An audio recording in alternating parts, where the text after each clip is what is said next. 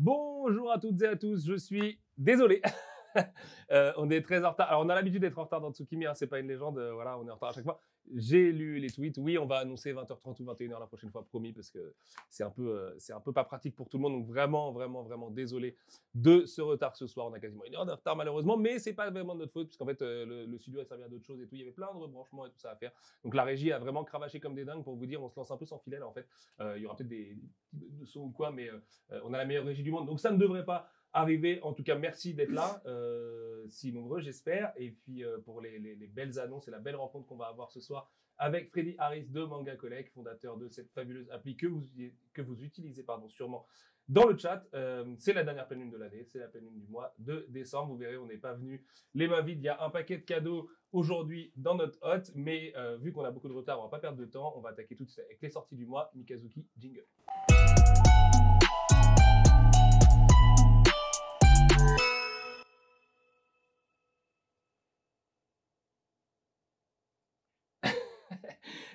J'ai oublié de vous dire de vous abonner et tout, d'activer la cloche, tout ça, mais bon, faites tout ça, vous commencez à connaître. Hein, saison 2, épisode 4, on est dans le dur de la série. Les sorties du mois, on va commencer avec Chiron tome 11. Alors, toutes les sorties que je vous présente aujourd'hui, à l'exception d'ailleurs de la dernière, mais on va y revenir, sont sorties en librairie il y a un jour, techniquement. Je crois que l'office, c'était hier, mercredi 7 décembre. On commence donc par Chiron, sa magnifique dorure. On est toujours dans la baston avec le Migu Tenguto et tout ça. Alors, je ne peux rien spoiler parce que plus on avance dans la baston, plus les morts sont nombreux et plus le scénario de Chiron est terrible.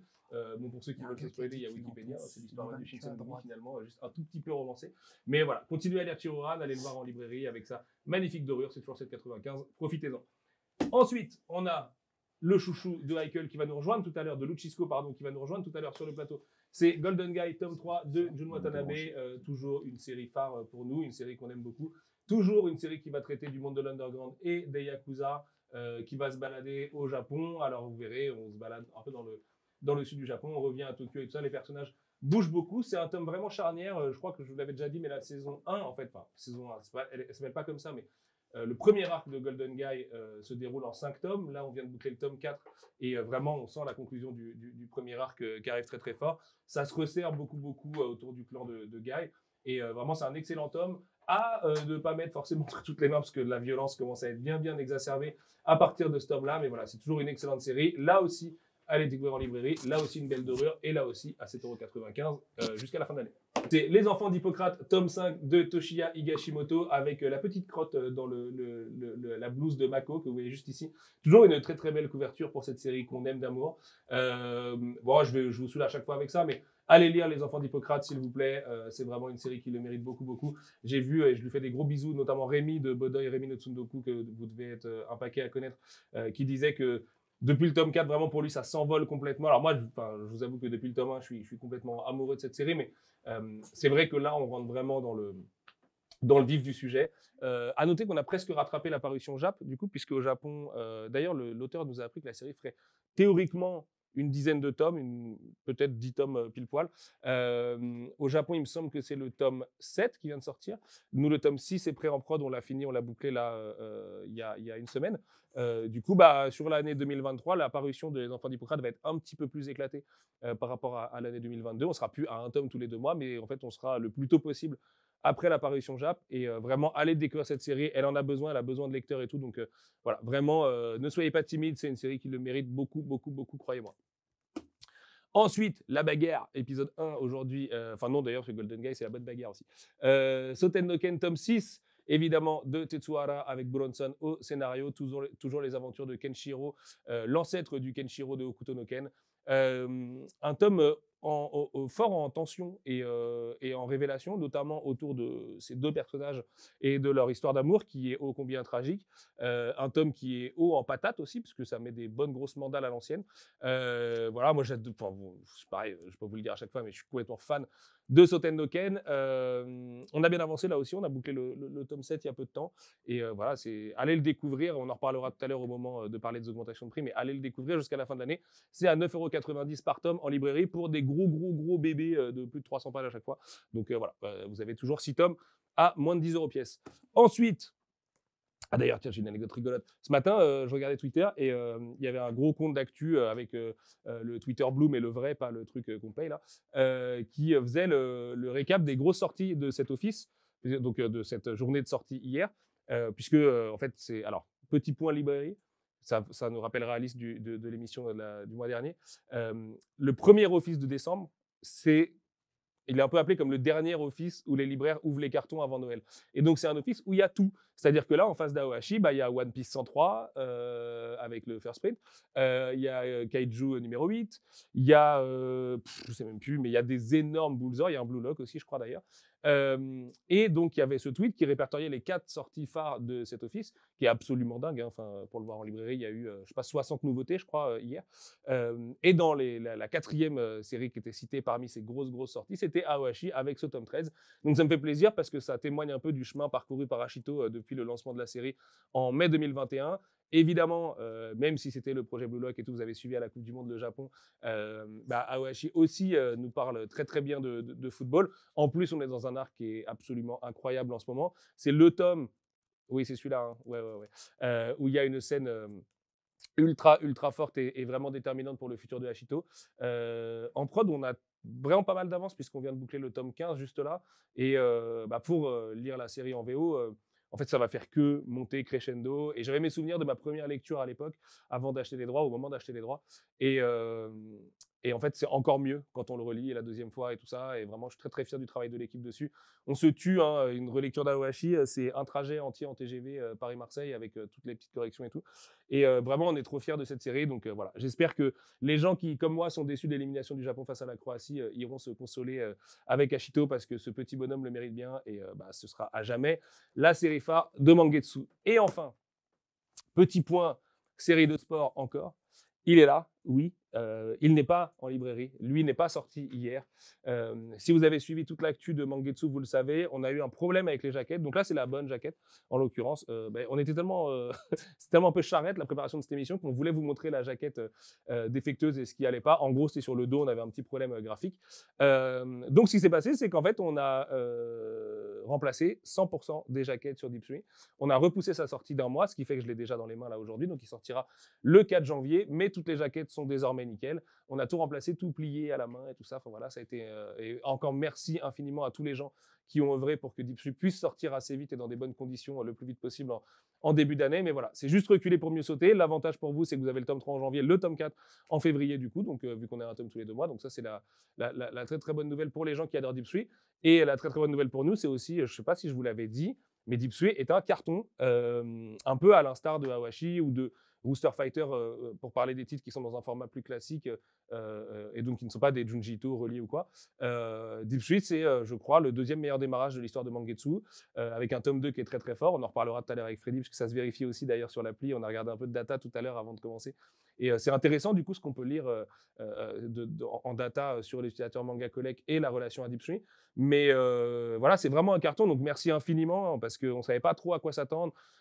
On savait que voilà, le manga sport, vous connaissez la réputation et tout ça, mais quand on attaque le basket, qui est un sport évidemment moins populaire que le football en France et tout, ça peut être un peu plus tricky. Et en fait, voilà, ça cartonne. En plus, on a eu un retour critique vraiment dithyrambique, donc ça veut dire que c'est pas juste un succès commercial qui serait lié à tout ce qu'on a essayé de faire autour de la sortie. Et mortel, parce que c'est une série qui s'améliore en plus petit à petit. On a eu l'honneur pour la sortie du tome 5 au Japon d'avoir des photos prises en France de DL Manga, du Bazar du Manga et de Tsundoku du coup à Marseille. Et c'est un honneur de dingue. L'auteur a beaucoup partagé du coup la promo qu'on peut faire pour Deep Stream sur ses réseaux. C'est quelqu'un de vraiment adorable et tout, un peu à l'instar de Jun Watanabe sur Golden Guy d'ailleurs. Et donc voilà, vraiment un grand honneur d'accueillir une série qui cartonne au catalogue de Mangetsu, qui, je crois, si je dis pas de bêtises, était notre dernier lancement cette année, puisqu'on n'a pas eu de lancement en novembre, puisque Bibliomania a été décalé, et on n'a pas de lancement en décembre, puisque Mibugi Shiden a aussi été décalé à février. Donc pour un dernier lancement de l'année, voilà, c'est un beau cadeau que vous nous faites. Et promis, il arrive vite. Voilà, je pense que vous serez content d'avoir une vraie belle jaquette sans bug avec un mois de retard, mais ça arrive très vite. C'est promis. D'ailleurs, je crois qu'on vous fait gagner des trucs, non? La régie? Ouais, on fait gagner. Bah, du coup, bonjour à tous. Merci de nous avoir attendus et encore désolé pour le retard. On reste sur le sport parce qu'on fait gagner le tome 13 de Awashi. Le fameux, avec ça. Et Jolie du coup, jaquette. il faudra juste bombarder le chat de Awashi. On fera le tirage au sort et on annoncera ça après. Exactement. Et quant à nous, bah, du coup, on va accueillir Freddy tout de suite. On va parler un petit peu de son parcours. On va parler de Manga Collect. Jugen, c'est parti.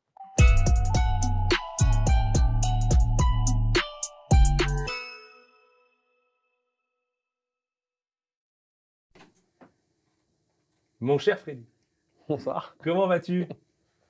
Ça va et toi? Ça va, l'attente n'a pas été trop longue?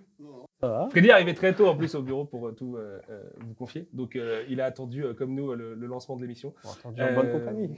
Voilà, en bonne compagnie. J'ai vu que tu étais bien occupé, tu as pu faire le tour un petit peu de la maison et tout ça. Donc je suis très content de pouvoir t'accueillir aujourd'hui chez Brage.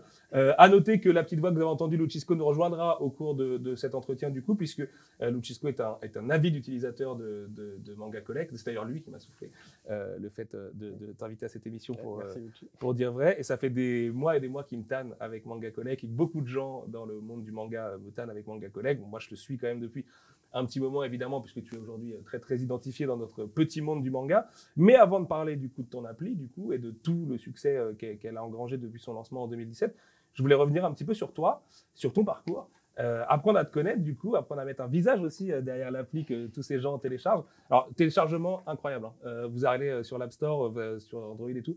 Bim, vous faites obtenir. Dans la seconde, vous êtes lancé, pas besoin de s'inscrire, rien. Boum, vous êtes dans l'appli, c'est magique. J'ai testé tout à l'heure, c'est incroyable. C'est vrai. Voilà. Félicitations. Mais donc, mon cher Freddy, est-ce que tu peux revenir un petit peu sur ton parcours, sur ce que tu as envie de nous raconter de toi? Et puis après, on parlera un petit peu plus de ta découverte du manga, de ta passion pour le média, etc. D'accord. Donc au début, je parle pas de manga, juste. Oh, tu peux parler de manga quand même, on est à peu près là pour ça, hein, je te rassure. C'est plus un petit peu ton parcours scolaire et tout, parce que je pense que ça peut inspirer aussi des gens dans le chat, tu vois, de se dire. Bah après, ça a toujours été un peu mêlé pour moi, le manga et le développement informatique, d'une certaine manière, parce que quand j'ai eu Internet, je voulais juste avoir accès, découvrir enfin les informations en direct et plus forcément dans des magazines où on devait attendre, que ce soit jeux vidéo, manga, animé. Mais c'est vrai que je suis un peu. Parce que moi, les animés, on va dire, j'étais un peu. Je suis fin de génération de Club Dorothée, quoi. J'ai pas trop connu tout. Né en quelle année, si c'est pas indiscret? Je suis en 89. Ah, ok, bon, on a le même. Ah, ok. Décembre 88. Mais... Ah, ça va. Mais ouais, moi, je suis plutôt génération Pokémon, où vraiment, on avait 10 ans à cours de récré à s'échanger avec les câbles Link, etc. Donc, le dessin animé tous les samedis matin, fallait pas. Toi aussi, tu avais la légende urbaine sur le Mew et tout. Il y avait un mec dans ton école et il gravait des Mew et tout à tout le monde. Tu fais, qu'est-ce que tu fais, frérot? On est en CM2 là, tranquille. Oui, fallait trouver le camion du machin, alors qu'en fait, on savait pas qu'on n'avait pas la version japonaise et que c'était Exactement, pas possible. Exactement, faire le demi-tour sur l'île, je sais pas quoi. Et tout, frérot, arrête de me. Donc après, on va dire que un peu par hasard, mais bon, c'est ce qu'on dit beaucoup d'invités, il y a eu Fullmetal sur Canal, un peu Golden Wing sur Gundam. Yes. Gundam. Si. Gundam Wing, du coup, sur Gundam M6, Wing. ouais. Oui. Je confonds avec Jojo. Je dis n'importe quoi.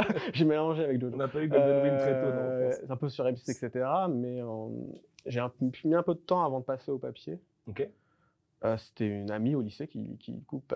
Moi, j'étais déjà dans les fansubs. Je regardais Naruto et d'autres animés. Et elle m'a filé vraiment le manga papier de Naruto. Et j'étais là en mode, ça sert à quoi de payer des mangas alors qu'on a gratuit sur ouais, c'est vrai. Le piratage à l'époque. Oui. Ah, Naruto, pour le coup, niveau Scantra, niveau fansub, c'est vraiment la série qui a... fansub qui étaient concurrentes les unes des autres à l'époque. Mais sauf qu'en manga, c'est trop fluide, ça va trop vite, et enfin on lit, ça c'est super bien, parce que des fois, les animés à l'époque, c'était vraiment calé pour la télé. Il y avait les fillers et tout ça, bien sûr. Même sans parler des fillers, déjà, ça traîne en longueur, quoi. J'ai l'impression qu'en un épisode, ils avaient fait que quelques trucs, quoi. Donc après, je suis tombé un peu dans le papier là-dedans, et le premier manga que j'achète dans mes études, du coup, moi j'ai fait un parcours assez classique, j'ai un bac S, et après, j'avais appris à coder pendant que j'étais au lycée, en fait, un peu tout seul. Okay. Il y avait des sites à l'époque, on pouvait le faire, etc., pour parler justement de mangas, de séries, de trucs que j'aime, etc. Voilà, en gros, j'avais codé mon propre blog. Avec mon propre système de commentaires, ma propre base de données. J'avais appris comme ça parce que... J'ai créé un CMS en seconde. Non, c'est pas jusqu'au CMS en vrai, tu vois, mais ouais, j'étais un peu le côté, écoute, moi je suis pas sur Skyblog, j'ai mon site, tu vois, le côté un peu petit con, quoi.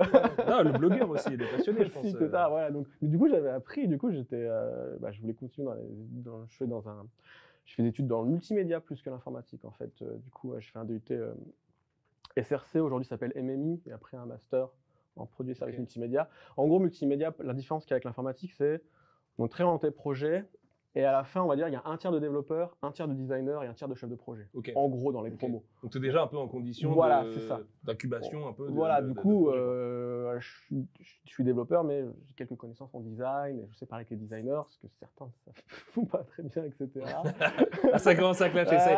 Je savais qu'on aurait le clash designer-développeur très très vite dans l'émission. Sauf que moi, justement, en fait, mais en vrai, c'est un gros avantage, que moi, je me vends souvent comme le trait d'union entre les deux mondes. Quand je suis débarqué dans le monde du travail. Mais, et du coup, pendant... C'est toi qui fais lui de Manga Collect et tout? Ouais, tout le design, tout. Après, lui, elle est simple, mais elle est pas... je sais pas faire du beau, tu vois, je sais pas faire du graphique, mais je sais faire du parcours, quoi, d'utilisateur. Non, c'est très joli quand même.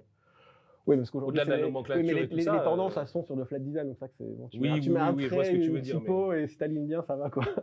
Ouais, t'es trop modeste, mais parce qu'il y a vraiment. Non, parce que j'ai bossé avec des vrais designers et je sais que je vois la différence de niveau. C'est pas la même. Forcément, je comprends, mais c'est pas. Mais du coup, parce que le design, c'est fait pour être utile, comme on dit. Oui, bien sûr. Ah oui, au sens conception, ouais.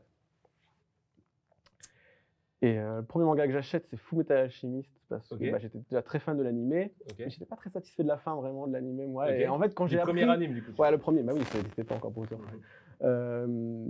Du coup, quand j'ai appris qu'il n'y avait pas la même fin, que ça continuait surtout, du coup, je me suis dit, trop bien, là, je vais passer le pas, ça vaut le coup. Je redécouvre aussi l'histoire que j'aime en papier, donc je vois aussi la différence entre. C'est quoi la fin d'ailleurs de la première série? Moi, j'ai jamais vu la fin de la première. J'ai maté la première partie de l'anime FMA à l'époque, mais après je l'ai lu. Je l'ai pas revu, mais ça part un peu avec les homonculus, ils ont un peu transformé ça dans l'animé avec un autre avatar qui serait le fils de je sais pas quoi. En même temps, il y a sa mère qui revient, je crois, dans l'animé. Il y a un truc comme ça qu'il n'y a pas du tout dans le manga, la mère qui revient en homonculus, quoi. Mais ça fait longtemps que j'ai pas regardé, donc. Bah ouais, malheureusement cette version-là, je pense qu'il y a peu de gens qui la regardent aujourd'hui. Après, j'écoute encore l'OST, elle est cool, le générique aussi. Oui, donc ça restait le vrai que l'animation. elle est quand même cool. Mais du coup, là, j'ai découvert en papier et du coup, après j'ai continué. Je me suis aussi pris Death Note que j'étais très fan. Donc c'est vrai que les avoir en papier. La deuxième partie est mieux faite aussi en papier que l'animé. La deuxième partie, les gens qui connaissent Death Note savent de quoi je parle, sans spoiler. Et après, j'ai commencé à aller sur des offres que je connaissais pas. Et l'autre, c'était Berserk. Vraiment, je suis allé à fond dessus. Ça fait longtemps que il faudrait que je les relise aussi. J'ai envie de les relire depuis longtemps. La relecture de Berserk, c'est une expérience. C'est vraiment une expérience. Quand tu sais à quoi t'attendre, mais que tu te le prends quand même et que tu te le prends encore plus fort. Tu es étudiant, tu as un petit budget, tu dis moi j'en prends un ou deux tous les mois, et puis en fait après tu y vas par 5 parce que tu n'as pas le choix. Pour les libraires, ils te voient, oui, bonjour, j'ai préco pour toi. Souvent Berserk, effectivement, en librairie, tu vois les gens, ils arrivent, tu vois le tome 8, tu fais ah oui, tu découvres là. Ah d'accord, à tout à l'heure. Ou à demain. C'est un peu ça, ouais. Berserk, tu les manges. Ouais. Et c'est marrant parce que, excuse-moi de te couper, mais t'as pas du tout parlé de Dragon Ball, Senseiya, Yu-Yu. Tu te revendiques moins de cette génération, parce que 89, Dragon Ball, tu te le prends. Ouais, mais tu vois, par exemple, moi, à l'époque du Club Dorothée, j'étais plus Senseiya que Dragon Ball, mais je suivais trop. J'étais pas forcément un fidèle du Club Do, donc je devais suivre trop de manière disparate et j'avais pas forcément l'histoire, tu vois. Genre, je suis un épisode de Senseiya, j'aimais bien, mais bon, t'as l'impression que c'était une simulation de monter l'escalier pendant longtemps, quoi. Et que tu savais pas l'avant, l'après, et t'as pas toutes les tensions entre les personnages. J'ai un peu eu sur la fin, quoi, etc. Dragon Ball, j'ai rattrapé depuis, je les ai lus. Senseiya, faudrait que je les lise un jour, c'est quand même. J'aime beaucoup Kurumada, mais c'est moins, disons que ça restera moins dans l'histoire que Dragon Ball sans vouloir faire d'ombre à Kurumada, bon, tu vois. Il y a 1 milliard de séries Senseiya, plus modernes et tout. Mais... Ouais, j'ai lu Lost Canvas quand même aussi après. Que je commençais à la lire, je pense. Elle est très belle, mais c'est vrai que des fois j'avais un peu du mal à suivre les combats, quand même. Comment ça se passe, etc. On voit qu'en papier, c'est plus dur de faire les combats quand même. Un peu le cas dans le Senseiya aussi. Mais on n'est pas là pour dire c'est Senseiya. En plus, moi, je suis un méga fan de Senseiya, donc ça me brise le cœur de dire ça. Mais si on fait le comparo avec Dragon Ball, forcément.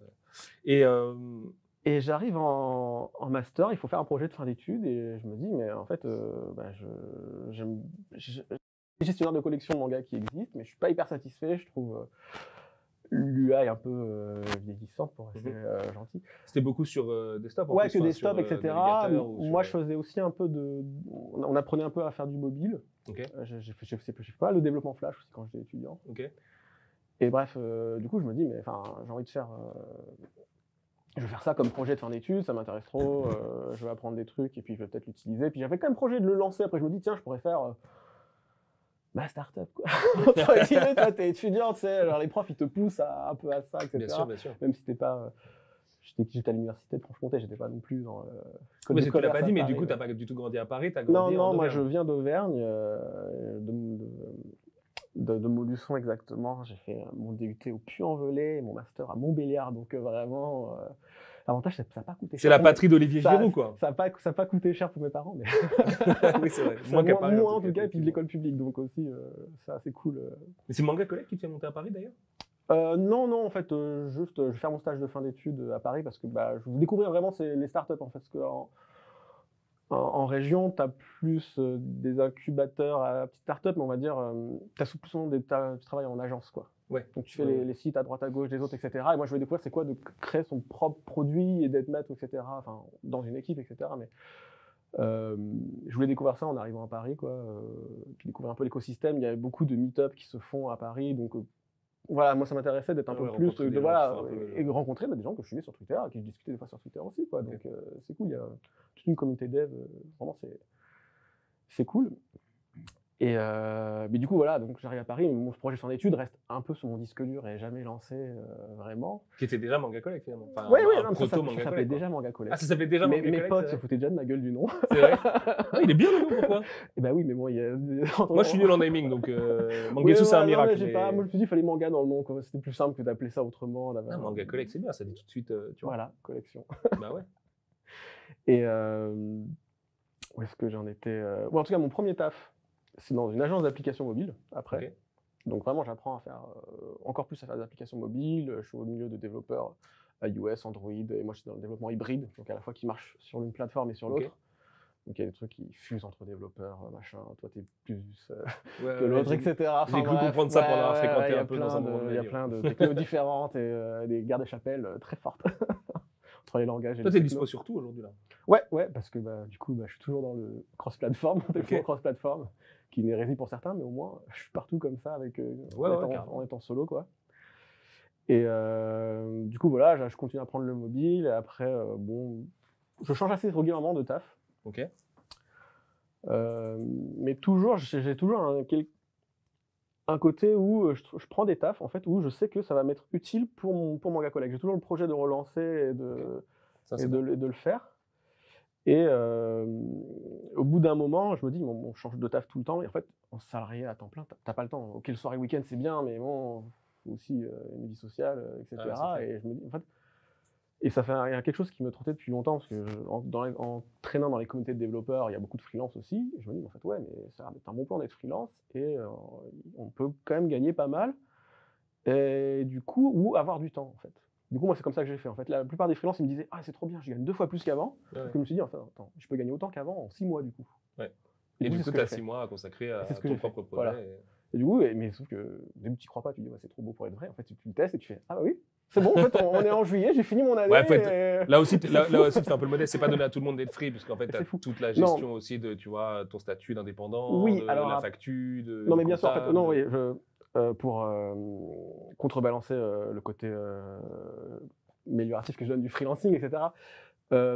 En développeur, en fait, c'est un métier en tension, donc on est très, très demandé et recherché. Donc, c'est ça que je me suis lancé en freelance parce que je peux me permettre de refuser des CDI. Ouais. Donc, c'est une énorme chance. Et du coup, je me suis dit, bah, en fait, il faut le faire. Je ne suis pas spécialement pour dire la société du tout freelance, etc. Ouais, sous le CDI, c'est bien. Voilà. Non, mais bien sûr, Ça a ses avantages. non, mais bien sûr, je me dis, mais en fait, tu vois, genre, je me dis, sinon je me sens si le freelancing marchait pas, le pire qui m'arrive, c'est de trouver un CDI. Donc, je me dis, Ouais, c'est clair, je c'est risque clair. rien. C'est clair. Et mais, du coup, après, moi, le but, c'était d'avoir du temps pour Manga Collect.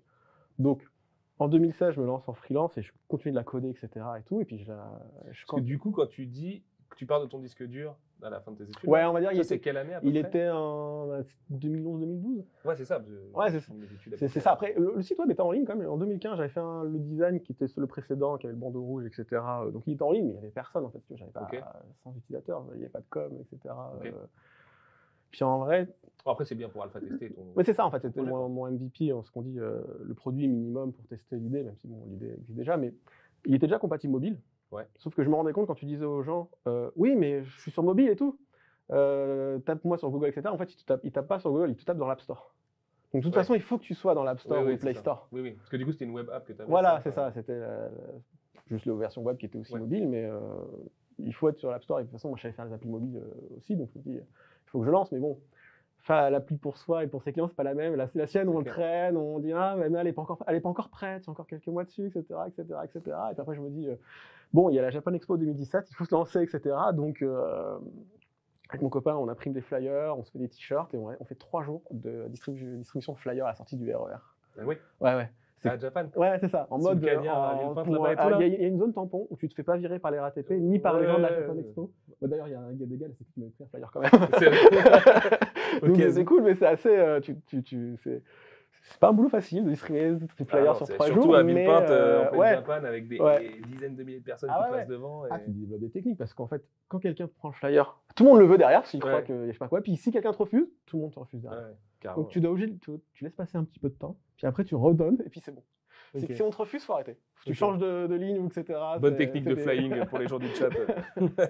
Mais voilà, découvrir sur le tas, mais bon, du coup, quand tu fais les flyers de ton propre produit, tu prends encore plus mal, tu vois, le refus, tu as forcément un affect. Après, tu fais le chemin pour voir combien l'ont jeté par terre aussi, tu vois, pour ramasser, pour pas qu'il y ait pas polluer, quoi. Et tu prenais le temps un peu d'expliquer aux gens ce que c'était ou... C'est compliqué. Dans le flux de la sortie du R1 où les gens ils veulent juste se dépêcher pour aller choper leur RER, rentrer. Ou rentrer dans l'autre sens, mais c'est compliqué. Du coup, tout était marqué, quoi, de toute façon. Au début, tu mets un gros gratuit aussi sur j'imagine. Puisque c'est un des avantages énormes de Manga Collect, mais on va y revenir. Mais du coup, il n'y a que avec la distribution de flyers, on avait quoi, je crois, imprimé 5000 flyers. Il n'y a que comme ça j'ai dépassé les 1000 utilisateurs inscrits. Ah, donc tu as eu un vrai taux de transformation entre ta distrib des flyers et les gens qui l'ont DL. C'est ça. Du coup, c'était un peu ma première com, quoi. Attends, c'est fou. Pour revenir au manga un petit peu, parce qu'on va se garder l'histoire de Manga Collect pour après. Ah oui, pardon. Tu as parlé de Berserk. Oui. Est-ce que tu as d'autres mangas dans ton panthéon personnel qui sont vraiment des trucs qui voilà, t'ont forgé ou que tu ferais lire à tout le monde et qui t'ont marqué Que je ferais lire à tout le monde, il y a Death Note. Sinon, une série que moi, ma numéro 1 que je recommande et qui ne se vend pas assez en France malheureusement, mais ça est connu au Japon, c'est Space Brothers. Yes. Très bonne. Très bonne série. J'adore cette série là. Dès qu'un tome sort, il passe en haut de la page. Je lis le soir même. Il y a des signes qui ne trompent pas à la série que tu as acheté mais que tu as mis 2 semaines à lire et l'autre que tu lis immédiatement. C'est clair. Et en plus, je pense qu'elle peut vraiment aller en dehors des lecteurs de manga. Cette série est vraiment les personnages. Je suis souvent un point avec Blue Giant. Quand j'ai quelqu'un qui lit l'un ou l'autre, tu vois, je vais lui conseiller l'autre. Je l'ai pas lu, mais on me l'a souvent conseillé.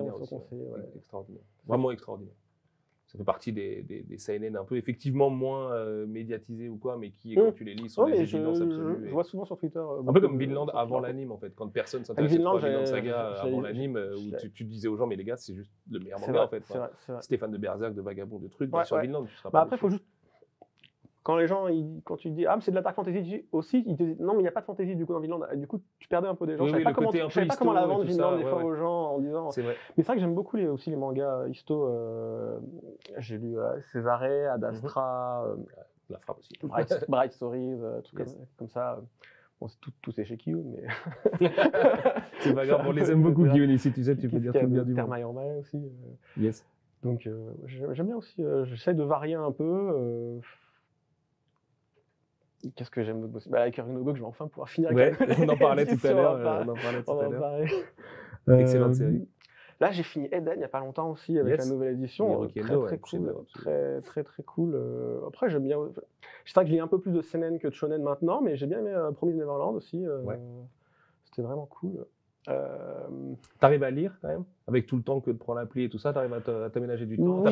Tu ressens pas de moment où tu dis c'est bon, le manga ça va, j'en ai stocké toute la journée de la data, des trucs. J'ai 300 tomes à lire dans ma palle, mais. Ça, on en est à peu près tous là, je te rassure. Tu vois, j'ai acheté tous les JoJo, mais j'ai encore 3 parties que j'ai pas lues. C'est normal. De toute façon, JoJo, ça se savoure, tu vois. C'est un peu comme les trucs genre prisonnier Riku et tout. Faire une pause. Faut pas y aller trop vite, faut savourer tranquillement. Et bon, tu vois, avant, j'étais à peu près synchro avec l'animé dans ma lecture, mais là, du coup, avec la partie Sonoshan qui est sortie, du coup, là, j'ai du retard, faut que je fasse gaffe à pas me faire spoiler sur les réseaux. Ah oui, c'est vrai, quand il y a l'anime sur Netflix, effectivement, les spoils fusent un peu plus. l'Attaque des Titans, si, moi, j'adore l'Attaque des Titans. Je l'ai acheté depuis la sortie au début, etc. Et au début, bon, c'est vrai que le titre faisait un peu. Tu crois que tu vas te lancer dans un nanar au début avec les 2 tomes. Moi, pas eu de retour spécialement. Je ne suis pas spécialement toutes les news Japon ou les lectures au Japon, etc. Ok. Au début, j'étais en mode, ok, ça marche super bien, mais j'avais très peur, moi, d'un effet à la Lost. Tu vois, genre, ok, Ouais, on a le concept de base, mais on ne sait pas comment on va le résoudre et ça va tomber Yes. comme un soufflet. Je me dis, ça va jamais dépasser finalement 20 tomes. Et finalement, c'est ouf. Enfin, je veux Ah dire, ouais, après, même la fin et moi, tout je trouve même voilà, l'intrigue politique qu'il y a, etc., derrière et tout, le changement d'échelle après. Non, franchement, très très Je fan. t'avoue, je suis mais- pas encore allé jusqu'à la fin. Je suis pas le plus grand Ah. fan du monde de l'Attaque du Temps. Je mate l'anime et tout. Ah. J'ai lu un peu les tomes, mais. Ah, termes de- j'ai maté l'anime il n'y a pas longtemps en plus et tout, et il est assez cool aussi. L'anime est pas mal du tout. C'est une histoire marrante. J'avais maté la saison 1 à l'époque. J'ai eu un rejet total. Mais un rejet total. Parce qu'en plus. Souvent, les gens, c'est sur RN que tu as eu du mal, trop tête à Non, claque. c'est sur l'aspect ça va fascisant du Ah. récit. Au début, ça m'a un peu sorti. Bah oui, mais. Et en fait, la saison 2, après, donc, ma femme a voulu regarder parce qu'elle avait vraiment kiffé la saison 1 des années plus tard. Et j'ai regardé avec elle, du coup, la saison 2 et j'ai adoré la saison 2. Je me suis dit, ah, ok, en fait, c'est pas du tout. Machin, il retourne complètement la table et tout ça. Puis j'ai continué. Et, j'ai entendu parler de cette fin et tout ça, mais je la découvrirai en anime tranquille. Voilà, après, tu sais, les shonen, malheureusement, pas tous les lire non plus. Donc, Oui, tu non, vois, il y a mais, plein de trucs que je rêverais de lire, les Blue Exorcist, les machins, mais j'aurais jamais le temps de les lire. Donc, malheureusement. Hunter, si. J'ai failli dire le X parce que j'ai l'habitude de le dire, C'est mais pas je grave. crois qu'il faut pas le dire. Ici, tu as le droit de dire Hunter X Hunter, on va pas te juger pour ça. C'est vrai qu'on dit Hunter, mais. Que tu as lu ou que tu pas lu du coup? Si, j'ai lu. Ah, t'as lu? J'ai Ok. lu. Ouais, je suis à jour Chef-d'œuvre. dans les lectures. Oui, oui. Là, en ce moment, en plus, les chapitres en VO. Après là, la fin de l'arc Chimera Hunt, c'est un peu bon, j'en avais marre et je passe à la suite, quoi. L'auteur, tu te dis, ok. Ah, par contre, il n'y a pas le droit de dire du mal de Togashi ici. Et non, mais sans spoiler personne, là, enfin, là, la reprise, là, la publication en VO, du coup, il laisse complètement tomber son truc de bateau et tout ça qui, moi aussi, m'a un peu. Ah ouais, parce que je lis pas les scans, donc je Ouais, suis là, pas on du est tout. parti pour l'origin story ultime, Ah bon le fantasme absolu. Ouais. D'accord, Mais je ok, parce que c'est rien à hyper personne, compliqué mais- ce qui se passe dans le bateau quand même. Ouais, je t'avoue que je lisais ça un peu, genre, Wouah, est-ce que. On y est là Moi, je lis le soir et je suis en mode, j'ai pas tout le cerveau et là, il me le faut. Ouais, c'est un peu. Togashi, c'est voilà, c'est un auteur qui se mérite, Oui. comme on dit, et Oui. faut faire un peu des efforts. Quoi. Tu vois, faut aller un peu sur Reddit après, et tout ça, que des mecs t'expliquent où t'es rendu, et voilà. Mais t'avais maté le deuxième anime? Oui.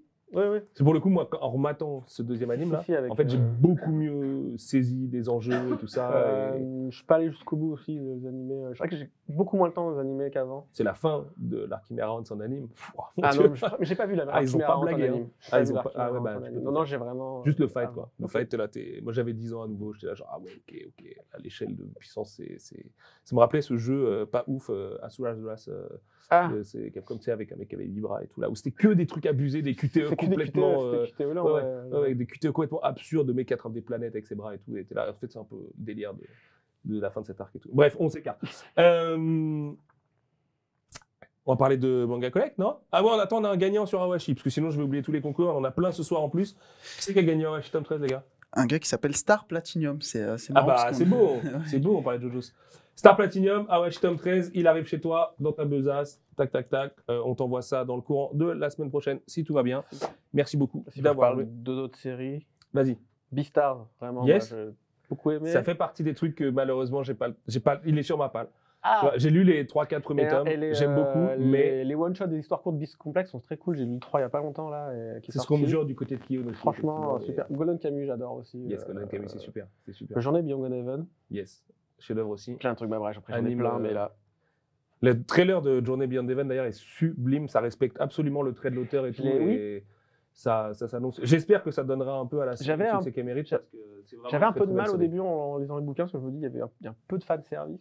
Oui, Et en fait, ça va au-delà et c'est un peu exploité dans l'histoire aussi, dans exactement. les personnages. Donc, en fait, Il c'est s'en un- sert un poil. Ouais. Voilà, Ouais, donc en fait, ça va. ouais, carrément. Parce qu'au début, les Ouais, recos je- Twitter, bon, bah, t'essayes, et puis après, tu dis.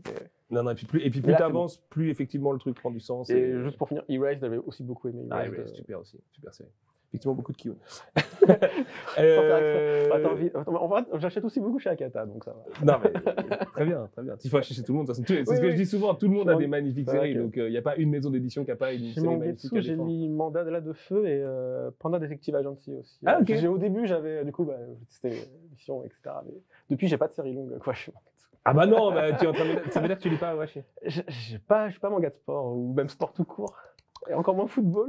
Oui, mais alors, Désolé. figure-toi que les gens qui aiment le plus Awashi autour de moi, c'est des gens qui n'aiment pas le foot et qui n'aiment pas les mangas de sport au départ. Donc, donne-lui sa chance. Je te jure que tu ne seras pas déçu. Vraiment, vraiment. Après, je savais pas jouer au Go avant de jouer lire Ikaru no Go. Par exemple, moi c'est pareil, Ikaru no Go, j'en ai rien à tirer du Go, j'ai jamais rien compris aux règles. Je me suis acheté un Go. Mais... Oui, moi aussi, j'ai un peu flexé, j'ai acheté un Goban, mais sauf que on l'a mis à la librairie, il est très bien là-bas. Mais c'est la série en elle-même, elle est incroyable. Puis bon, quand tu veux un peu pour l'histoire du manga, Obata, première série, tout ça, enfin, tu vois, t'es un peu... Enfin, première série, c'est peut-être pas sa première série, Ikaru no Go d'ailleurs. Son premier énorme succès, c'est sûr. Mais première série, je sais pas. J'aurais peur de dire une bêtise. Mais il était déjà connu, parce que quand je lis dans l'édition là, qu'il y a de luxe, il y a beaucoup de textes, petits trucs à la fin, etc. Et des petits trois cases de l'autrice. Il avait sûrement fait des trucs. Elle dit qu'il est déjà connu, en sensei, etc. Donc je pense qu'il était déjà quand même connu. Ah ouais, il y a moyen, t'as raison. Mon cher Lucci, tu nous rejoins? On va parler manga collègue un petit peu. Ouais, je vais prendre mon PC aussi. Regardez comme il est beau avec sa paire incroyable. Il l'a mis exprès pour l'émission, il savait que... Non, c'est pas vrai en plus. Comment ça va, Michael? Super, et toi aussi, du coup, Freddy. Mais avant de lancer, je voulais dire qu'il y a eu plein On a le chat avec nous sur le canapé. Ouais, du coup, c'est pour ça que j'ai pris le PC.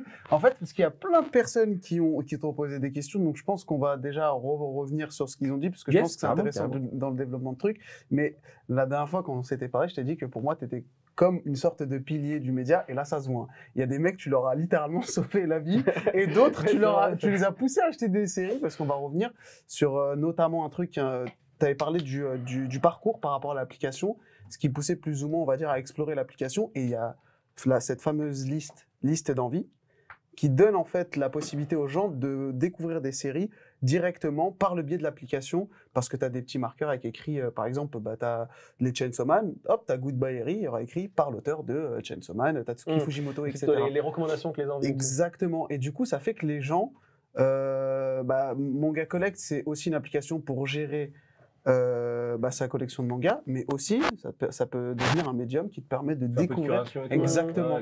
Il y a pas beaucoup la partie découverte encore dans l'application, c'est ce qu'il faut que j'améliore. Mais on va dire que ce que j'ai pu faire, entre guillemets, tricher, entre guillemets, tu vois, c'est la recommandation, c'est j'ai ta collection, donc par définition, je sais quel auteur tu suis, entre guillemets, que tu aimes, même si j'ai pas vraiment je sais pas, de système il de possède vos données. C'est le French TikTok. Donc du coup, non mais en fait l'idée c'était juste, en librairie, souvent tu arrives et il y a souvent par l'auteur de machin. Ouais. Au début, tu vois, il y a Bakuman par l'auteur de Death Note. Ouais. On te le voit comme ça, parce que souvent, pas tout le monde connaît le nom des auteurs, ou ça te revient pas, etc. tout de suite. Je me suis dit, mais en fait, je vais faire la même chose, mais automatisé par rapport aux collections des gens. Comme ça, moi, tous les mangas qui sortent ont automatiquement leur bandeau par l'auteur de Dragon Ball, voilà, En vrai, notamment, on parlait tout à l'heure de Bubble, qui sont des amis, et je suis obligé de les citer au moins une fois ce soir si on parle manga collect, mais Bubble, je sais qu'ils sont longtemps cherchés. Alors moi, je préfère préciser aussi la raison pour laquelle tu serais là. Je suis un vieux qui ne classe pas ses mangas et tout ça encore. Enfin, voilà, à force de déménagement et tout, j'ai besoin de bibliothèque et de voilà. Un jour, je vais utiliser manga collect comme un frénétique pendant 48 heures où je vais m'enformer chez WAM, poser 2 jours de congé.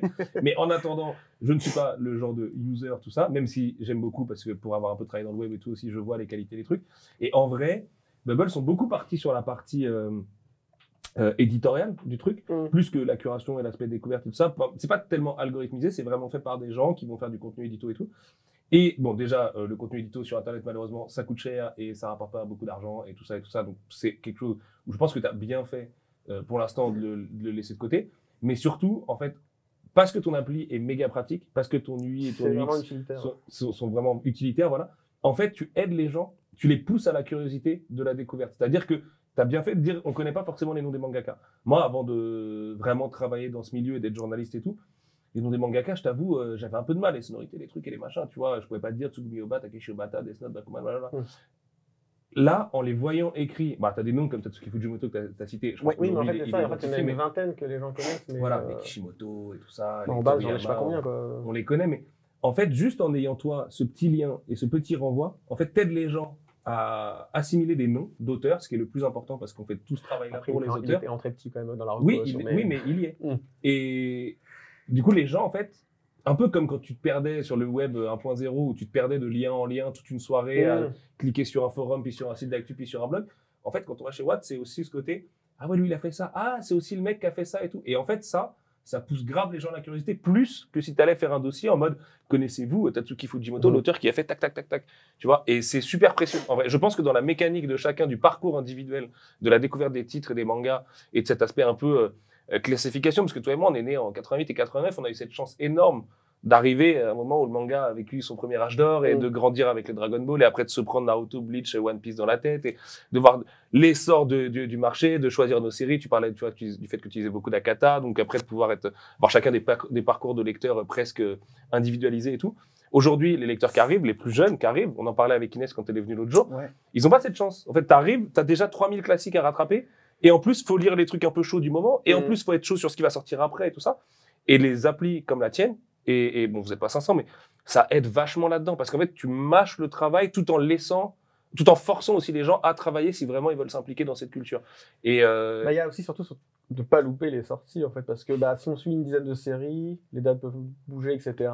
Et suivre sur des médias c'est bien, mais là, je veux dire, le point fort de l'application, c'est le planning personnalisé. C'est vraiment c'est bien pratique. Qui se crée en fonction de sa collection. Je sais que je l'ouvre, je sais tout de suite ce que je dois acheter, qu'est-ce qui est sorti la semaine dernière, etc. Et aussi pour revenir aux recommandations, elles sont dans le planning personnalisé, mais du coup il fallait qu'elles soient en relation avec ta collection, parce que sinon ça faisait vraiment trop poussé. Et au début, genre sponsor, la première fois que j'ai mis les recos, on pouvait pas les ignorer, parce qu'on faut faire un appui long pour ignorer. Et du coup, il y a beaucoup de gens qui se plaignaient en disant mais comment j'enlève ça de mon planning personnalisé, tu vois, en mode qu'est-ce que tu mets, c'est moi qui choisis ce qu'il y a là-dedans, etc. Donc après j'ai quand même mis l'option d'ignorer, mais après c'est un peu mieux passé. Comme je voulais le laisser qu'il soit par défaut, je voulais pas que ce soit quelqu'un qui a activé dans une option, parce qu'en fait personne ne va dans l'option activer ou changer. Parce qu'on peut tweaker des trucs sur l'appli.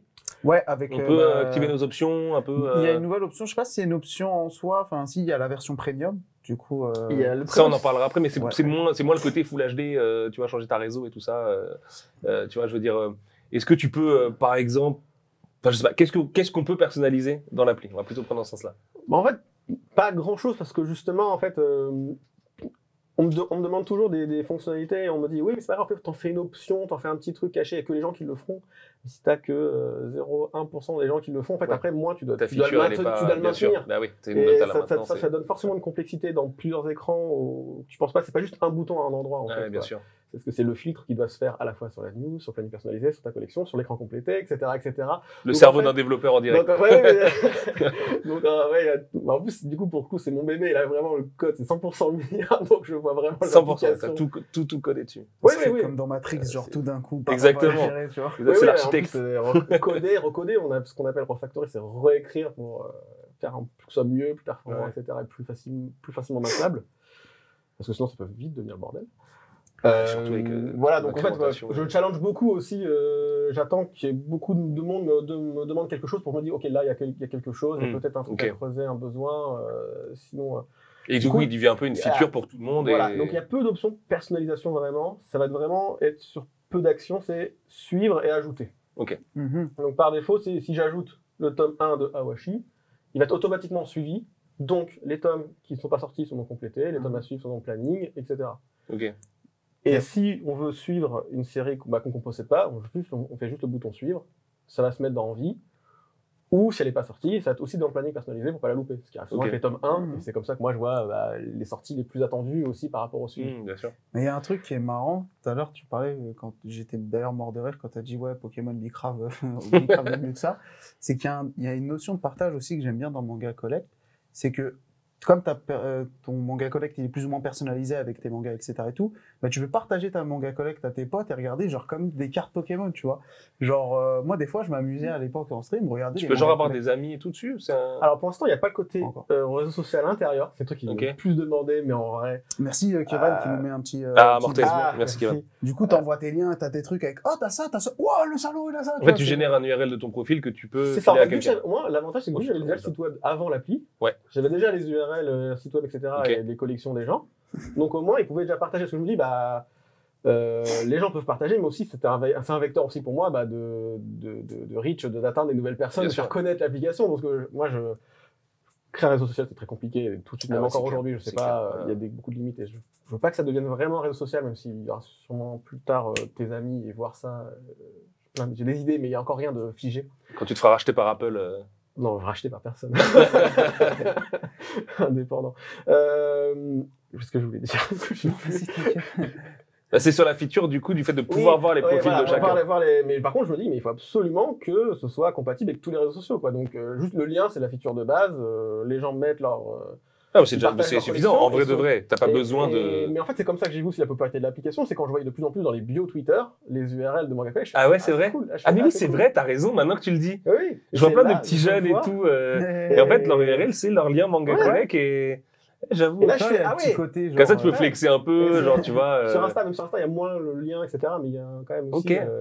Là, j'ai vu. Là, j'avoue, c'est une super idée. Etc. Non, mais t'as pas du tout besoin de t'emmerder avec un réseau social, qui est vraiment un enfer à dev et tout en plus. Bah, c'est pour ça, ça va être. Il y aura une petite partie, tu peux voir tes amis, mais ça va pas être. Je sais pas que tu vas pas poster tes photos. Ou oui, ça, tu vas pas mettre tes nouveaux statuts et tes trucs. Mais disons que les gens aiment bien. Ce que je dis aux gens, bah, vu que l'URL de tes potes, c'est une URL, elle bouge pas. Tu la mets en favori de ton oui, tu la et tu vois, tu la mets en bio Twitter. Oui. Mais en vrai, tu vois, c'est possible. Mais de la même manière où, ouais, mais tu t'attends à le retrouver, tu vois, sur la home, par exemple, de voir, qu'est-ce que tes potes ont ajouté dernièrement. Peut-être qu'ils l'ont pas mis sur les réseaux sociaux. Parce que tout le monde n'est pas sur les réseaux sociaux. Ok. En vrai, tu vois, par exemple, moi, il y a très peu d'utilisateurs qui me suivent sur les réseaux sociaux par rapport aux gens qui utilisent l'application. Donc en fait, la plupart des gens ne sont pas sur les réseaux sociaux. Ouais, bien sûr. Donc ils vont pas te retrouver et puis ils vont pas non plus gérer des options manuelles de favoris sur Safari, Google Chrome. Mais après, etc. ton utilisateur. Donc, ils aiment bien quand même avoir l'expérience entière dans l'appli. Ouais. Mais justement, l'utilisateur qui va pas te suivre sur les réseaux et tout ça, lui, il est là pour lui. Il est là pour sa propre collecte, pour avoir son suivi à lui, pour avoir son planning, pour savoir un peu où il en est. Parce que, en plus, ce qui est génial, moi, ce que j'ai trop kiffé, c'est comme ça que j'avais vraiment découvert à l'époque, c'est le côté, t'as 30% de shonen et tu as 15% de shoujo et machin. Tout le camembert et tout ça qui va avec et toute l'espèce. En fait, tu te rends compte que ta propre collecte, ta passion de tout ce qui compose ton étagère et tout ça, donc qui est petite au début, moyenne, puis immense, puis ingérable. En fait, tout ça, toi, tu le dataifies dans un gros camembert et t'as plein d'infos sur toi-même, en fait. Il y a un peu un côté portrait chinois quand tu regardes ton profil Manga Collect, tu vois. Et tu dis, ah ouais, lui, ok, je capte et machin. Puis après, tu vois le détail, tu dis, ah ouais, putain, il me manque le tome 33 de Prisonnier Riku qui n'a pas été réimprimé depuis tant. Ah, attends, je vais voir mon libraire, je vais lui mettre de côté, je fais ma résa et tout. Et ça, cet aspect-là, il est genre méga pratique pour soi dans un premier temps. Quoi. Ouais, c'est ça. C'est que, en plus, l'avantage par rapport à un réseau social, c'est que un réseau social n'a de sens que s'il y a beaucoup de monde. Donc là, l'application, elle a déjà du sens même si t'es tout seul. Donc c'est pour ça que. C'est clair. C'est clair. Je peux mettre après des petites parties, mais c'est pas le but de faire un réseau social. En plus, il y a. Dans les théories d'évolution produit d'applications mobiles, il y a toute application mobile évolue jusqu'à avoir un chat intégré. Tu vois, moi je veux éviter ça. Ah ouais, c'est clair. Non, c'est ingérable. Et des stories maintenant avec la mode. Voilà, les stories, les reels. Certains de serveurs et tout, laisse tomber. C'est pas les mêmes enjeux. Mais c'est intéressant parce qu'il y a quand même cette notion de partage sans être directement un réseau social, dans le sens où quand tu avais annoncé, je me souviens, le premium, on était plusieurs à l'avoir pris. Screener son petit camembert et on l'avait posté sur les réseaux en mode ouah, je savais pas que j'avais autant de mangas de chez ces c'était ça, c'était quand t'avais annoncé le premium, exactement. Et du coup, je me souviens qu'en gros, c'était intéressant parce que du coup, on s'échangeait, on essayait de voir, putain, en fait, t'as plein de titres de chez eux alors que tu t'y attendais pas, tu vois. Donc, en fait, il y avait même cette notion de se redécouvrir en se disant, putain, en fait, je suis client de ouf chez eux, je savais pas. Et il y a un côté très cool, tu vois, ça permet d'explorer ta propre bibliothèque. Et même quand, par exemple, tu verras, ça va être très amusant quand tu vas utiliser l'application, quand tu vas scanner chaque titre avec l'application, tu auras des souvenirs qui vont revenir à chaque fois que tu vas prendre un titre, regarder, faire oh, c'est vrai que je les ai. Moi, je suis un yeuve là-dessus. Ah ouais. Je le fais à la main et tout. Je me balade dans ma bibliothèque, je regarde. Oh non, ça m'arrive souvent aussi des gens qui, du coup, ont déjà des grosses collections et disent j'ai la flemme de toute la rentrer dans l'application. Commencez par les séries en cours. Souvent, vous avez déjà le planning personnalisé avant d'avoir déjà l'exhaustivité de la collection. Moi, elle est déjà utile au jour le jour. Grave. Donc, c'est une manière de la tester déjà à moitié sans. Alors après, moi, j'ai un problème. C'est aussi que, par mon métier, forcément, je lis toutes les nouveautés de ce qui sort, quasiment, tu vois. Par les trucs qui, vraiment, osef pour moi. Vraiment, il faut vraiment que ce soit très osef pour moi pour que j'y aille pas au moins sur le tome 1. Et du coup, il y a plein de fois où soit ça va pas trop me plaire, soit ça va carrément me tomber des mains, soit j'ai pas vraiment envie ou le temps de m'impliquer dans le tome 2 parce que j'ai déjà un milliard de trucs à lire, puis il n'y a pas que le manga dans la vie aussi, tu vois, ce que je me rappelle souvent. Et du coup, est-ce que je peux dire aussi à l'appli, non, vas-y, tranquille, j'ai juste le tome 1, mais laisse-moi, je vais pas revenir au tome 2. Oui, tu peux ne plus suivre, mais garder en posséder ce que tu as. Ah, ok. C'est comme ça que c'est dans ce sens-là, ok. Elle n'est plus dans compléter, ni dans ton planning personnalisé. Ok. Mais tu peux toujours mais elle est dans ta collecte, par contre. Mais tu peux, du coup, garder dans ta collecte, ne plus suivre. Ok. Et admettons, je me lance demain, parce que ça va me donner très envie, là. Enfin, faut que je commence par la bibliothèque, parce que pour l'instant, c'est Capharnaüm, mais je veux rentrer, je sais pas, toute la collecte Naruto, Kana, à l'époque, à l'ancienne, là. Tu vois. J'ai un bouton où je mets j'ai tout. Alors, il y a encore plus simple, c'est tu prends le scan de code barre, tu scannes le dernier, il te dit pourquoi tu scannes le 72, c'est 72 le dernier? Non, je sais plus combien. Ouais, c'est ça. Ouais, ça. Il te dit 71 autres avant, il est précoche et hop, ok. Ok, très bien. T'as la réponse à tout, il est fort. Il est bon, il est bon. Et même si t'as beaucoup de one-shot, en fait, du coup, le scan de code barre, en fait, justement, j'ai fait un petit tuto TikTok parce que les gens ne savaient pas trop, mais en fait, c'est un multi-scan de code barre, c'est-à-dire que tu peux enchaîner les scans. Ok. Et après, seulement appuyer sur le bouton pour tout s'ajouter une seule fois. T'es pas obligé de faire scan, j'ajoute, scan, j'ajoute, scan, j'ajoute. C'est que Tom est un génie.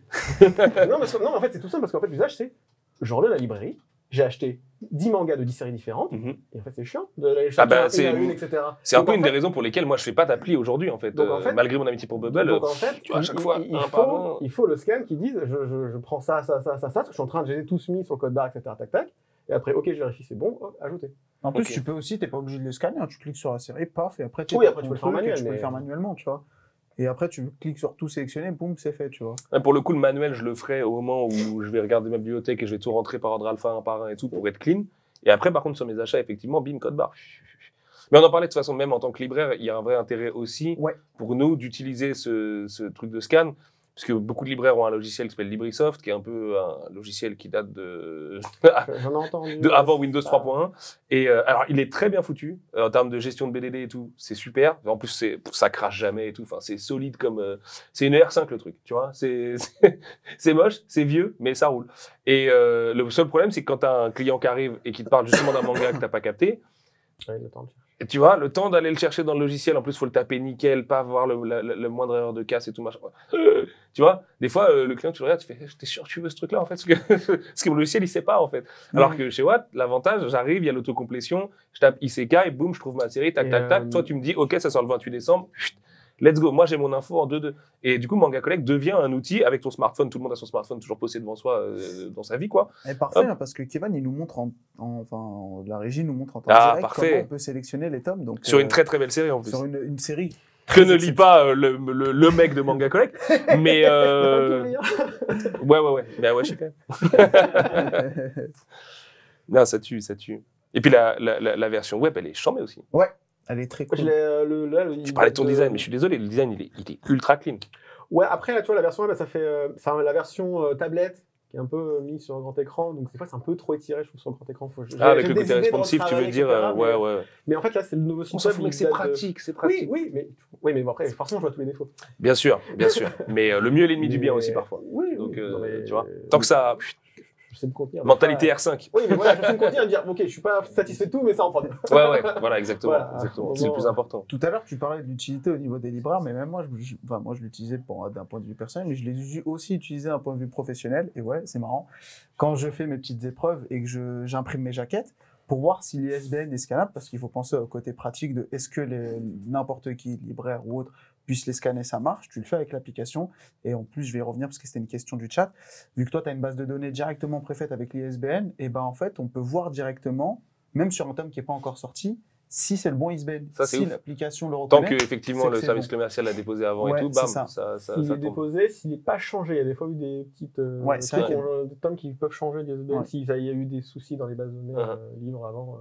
Et du coup, j'aime bien les liens et les transitions. Il y a une personne qui a demandé, est-ce que tu travailles avec des libraires pour avoir ta database avec les trucs, ou est-ce que, un peu comme un hacker, tu cherches partout et tout ça? Avec le plus grand libraire du monde, du coup. Dans l'application, je gagne de l'argent avec l'affiliation Amazon et BDFug. Donc quand vous commandez l'application, moi je touche un petit pourcentage, donc ça coûte pas plus cher pour les gens. Moi, ça me permet de soutenir l'application. Mais tout le monde ne commande pas en ligne, etc. Et moi, de toute façon, l'usage n'est pas bridé. Donc les gens qui achètent en librairie utilisent aussi l'application. De toute façon, en plus, même l'application, elle marche offline en cas où il n'y a pas de réseau en librairie. Ah ouais, c'est vrai. Ouais. On peut pas chercher d'autres données qu'on n'a pas, mais on a sa collection et les recherches, etc. qui marchent en offline. Justement pour ce besoin-là. Donc on peut pas dire que je bride la librairie, etc. Mais forcément, c'est plus difficile de s'interfacer avec des centaines de librairies en France que, alors que là, c'est clair. En 2 clics, j'avais à la fois une manière de commencer à payer les frais serveurs, etc. quand j'étais pas dessus à fond, et surtout l'accès à la donnée. Donc j'ai l'API Amazon pour la donnée, j'ai l'API BDFug pour la donnée. Donc à pas se mentir, l'API Amazon elle est extraordinaire. Pour avoir fait de la base de données sur des sites web journalistiques en l'occurrence pendant des années, l'API Amazon c'est un truc de ouf. Elle est hyper pratique à utiliser. Il y a beaucoup d'infos. Et effectivement, nous on a dans le secteur professionnel, librairie, édition et tout, d'autres logiciels, des fichiers, le fichier national du livre, l'ICOM et tout ça. Mais c'est vrai qu'Amazon ça s'appelle le même taf et c'est après, eux-mêmes doivent être branchés sur un prestataire de base de données qui est branché sur le file. Mais le fait qu'il l'ouvre déjà, je veux dire, c'est hyper pratique. Quoi. Après, il y a quelques contraintes, je peux pas lui demander directement tous les mangas de cette semaine, parce qu'en fait, même ce qui est classifié manga, des fois c'est un peu compliqué entre les trucs et machin, donc des fois je fais plus des requêtes par éditeur. Donc quand un nouvel éditeur sort, en fait, je le rajoute à mes requêtes dans les recherches d'éditeurs à faire, quoi, parce que sinon ça peut juste faire le filtre manga, je peux en perdre. Mais sinon, en tout cas, moi je mets la donnée manuellement, on va dire une fois par semaine. On va dire je récupère toute la donnée, et après en fait moi j'ai un outil interne qui est un énorme comparateur entre ce que j'ai et les différentes données que j'ai. Pour savoir, pour dire, mais c'est bizarre qu'Amazon, il a mis cette telle date-là, mais en fait, les deux autres sources sont pas d'accord, et en fait, du coup, je mets pas à jour, etc. En fait. Du coup, je garde un œil humain, parce qu'en fait, il n'y a jamais une seule source de données qui est vraie, et c'est un enfer un peu des fois. Et donc, toutes les semaines, tu es obligé d'y revenir, toi, manuellement, d'aller checker que tes données, c'est les bonnes. J'ai des scripts qui me donnent la donnée un peu préfaite, etc. Parce qu'il y a un boulot dément, il faut se rendre compte. On va dire, ça me prend 3-4 heures par semaine de mettre à jour. C'est tout? Ouais. Alors maintenant, j'imagine que tu as pris un peu le pli, mais. Moi, j'ai pris le pli, j'ai pré-mâché des trucs, et mon interface, c'est moi qui le construis. Donc en fait, je vois mon petit parcours, et putain, ce truc, il me prend 3 clics, donc je peux le faire en un clic si je préfais des trucs, etc. Donc en fait, je construis mes propres outils. Et l'expansion du manga, le fait qu'il y ait de plus en plus de titres qui sortent, ça te rajoute beaucoup de taf ou tu t'en rends compte vraiment? Ce qui me rajoute du taf, c'est les changements de date. Et de les trouver, etc. Désolé. Ça, c'est le plus dur. On fait pas exprès, hein. Non, mais mon Dieu, ça. Il y a franchement. Mais on a enchaîné un peu entre Bibliomania, Mibu et Deep Street, là, mais. Il y a des. Non, mais ça. Mais on communique dessus. Donc, comme tu m'as dit que tu allais chercher l'info directement sur les réseaux sociaux des différentes maisons et tout. Ce qui, pareil, représente un taf quand même colossal. C'est pas un bug, parce que je crois que j'avais dû le voir avant l'annonce, le report de Deep Street. Ouais. J'ai pas dû mettre à jour en me disant que ça était un bug des fois. Ouais. En fait, en général, oui, nous on fait l'annonce. Bon là, en l'occurrence pour Deep Street, je pense qu'on le savait 2 semaines avant l'annonce, mais le temps d'être sûr que le jaquettage et tout ça allait être possible, qu'on allait bien pouvoir garantir la sortie de janvier. Donc effectivement, après dans les logiciels, on a envoyé l'info comme quoi ça sortirait le 4 janvier et on a dû annoncer 24 heures plus tard, quelque chose comme ça. Parce qu'en fait après, sinon nous aussi c'est pareil, on a des gens qui vont revenir et qui disent j'ai vu sur tel site que ça a l'air de, ça dit que ça sort pas là et que ça sort en janvier, donc nous on est obligé de prendre un peu les devants. De toute façon on me le dit aussi quand il y a un changement de date et que je n'ai pas répercuté, mais sur tout. J'imagine que tu fais un peu aussi le SAV des maisons d'édition quoi, forcément. Ouais, mais alors des fois je peux pas faire mieux que la com de les maisons d'édition quand j'ai pas la donnée, j'ai pas l'info, j'ai pas l'info. Michael, t'avais d'autres questions? Ouais, en fait, c'est plus pareil. Enfin, en fait, c'est un truc assez marrant parce que des personnes ont dit que t'appréciais beaucoup la data et du coup, c'était marrant parce qu'en gros, tu parlais de data, API, tout ça. C'est qui, moi? Ouais. Non, avec Arts à l'époque et Comicsblog et tout, j'étais avec des développeurs et on était dans un bureau de développeurs et tout. Et c'est vrai que moi, ça m'intéresse. J'adore les nomenclatures et l'architecture de site et tout ça. Enfin, tu vois, c'est un truc qui m'intéresse naturellement. Et du coup, je me suis très vite rendu compte du travail colossal que c'était. Et surtout du travail ingrat. Pour l'anecdote, j'étais le premier mec à faire de la base de données sur Sens Critique. Un de mes jobs, c'était Sens Critique. J'étais le premier employé de Sens Critique. Et donc, j'ai le badge alpha de ouf, tu vois. Et j'ai arrêté d'utiliser très vite Sens Critique parce que je m'en suis dégoûté à force de faire de la BDD. Mais du coup, j'ai fait ça pendant, je sais pas, quelques mois, quoi. 6-9 mois, je pense. Avec Clément Apap et tout. Et putain, c'est dur, quoi. En plus, en l'occurrence, il n'y avait pas la ZIC encore à l'époque sur Sens Critique, mais je crois qu'on faisait ciné, série, JV, manga, BD, comics. Et là, j'ai vu la difficulté, effectivement. Parce que, JV, ciné, tout, tu t'en sors. Il n'y a pas la découpe par tome, je crois, c'est juste la série, c'est ça? Ou je sais pas, ça a beaucoup changé. Je sais plus comment c'était honnêtement à l'époque. Je me souviens juste que c'était un putain d'enfer. Et que je faisais ça, enfin j'en rêvais la nuit et tout quoi, tu vois, vraiment. Parce qu'en plus la BDD de Sens Critique, elle a été créée from scratch. Donc en fait, il y avait rien. Et il fallait tout rentrer. Donc les mecs ils disaient, rentre toutes les BD s'il te plaît. Moi j'étais là genre, mais je commence par où? Démerde-toi, va chercher des bases de données à droite à gauche et tout. Donc le ciné, t'as IMDb, au tout début, pour la remplir, j'avais scrappé les sites des éditeurs. Ouais. Donc j'avais inscrit pour chaque site qui était peu réutilisable, parce que les sites des éditeurs étaient hyper différents. C'était un peu chiant. Et puis surtout, je me suis rendu compte que les éditeurs mettaient sur leur site que ce qui est pas en arrêt de com. Ouais.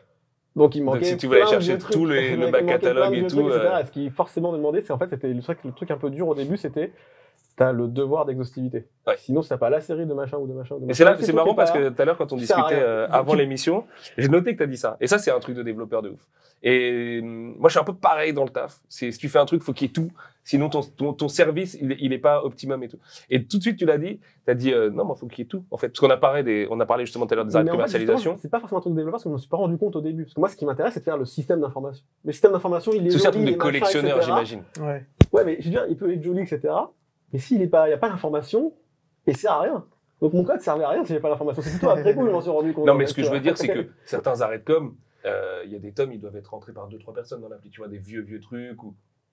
Et c'était pas obligé de le faire, mais tu t'es très vite rendu compte que. J'ai encore des trous sur les vieux trucs, je pense. Encore. Ouais, c'est quoi l'autre jour, je crois que t'en parlais avec Joanne Meloku, à qui on fait des gros bisous d'ailleurs. C'est quoi, c'est 30-35 000 mangas parus en français, c'est ça, depuis. Ah oui, c'est ça à peu près, ouais.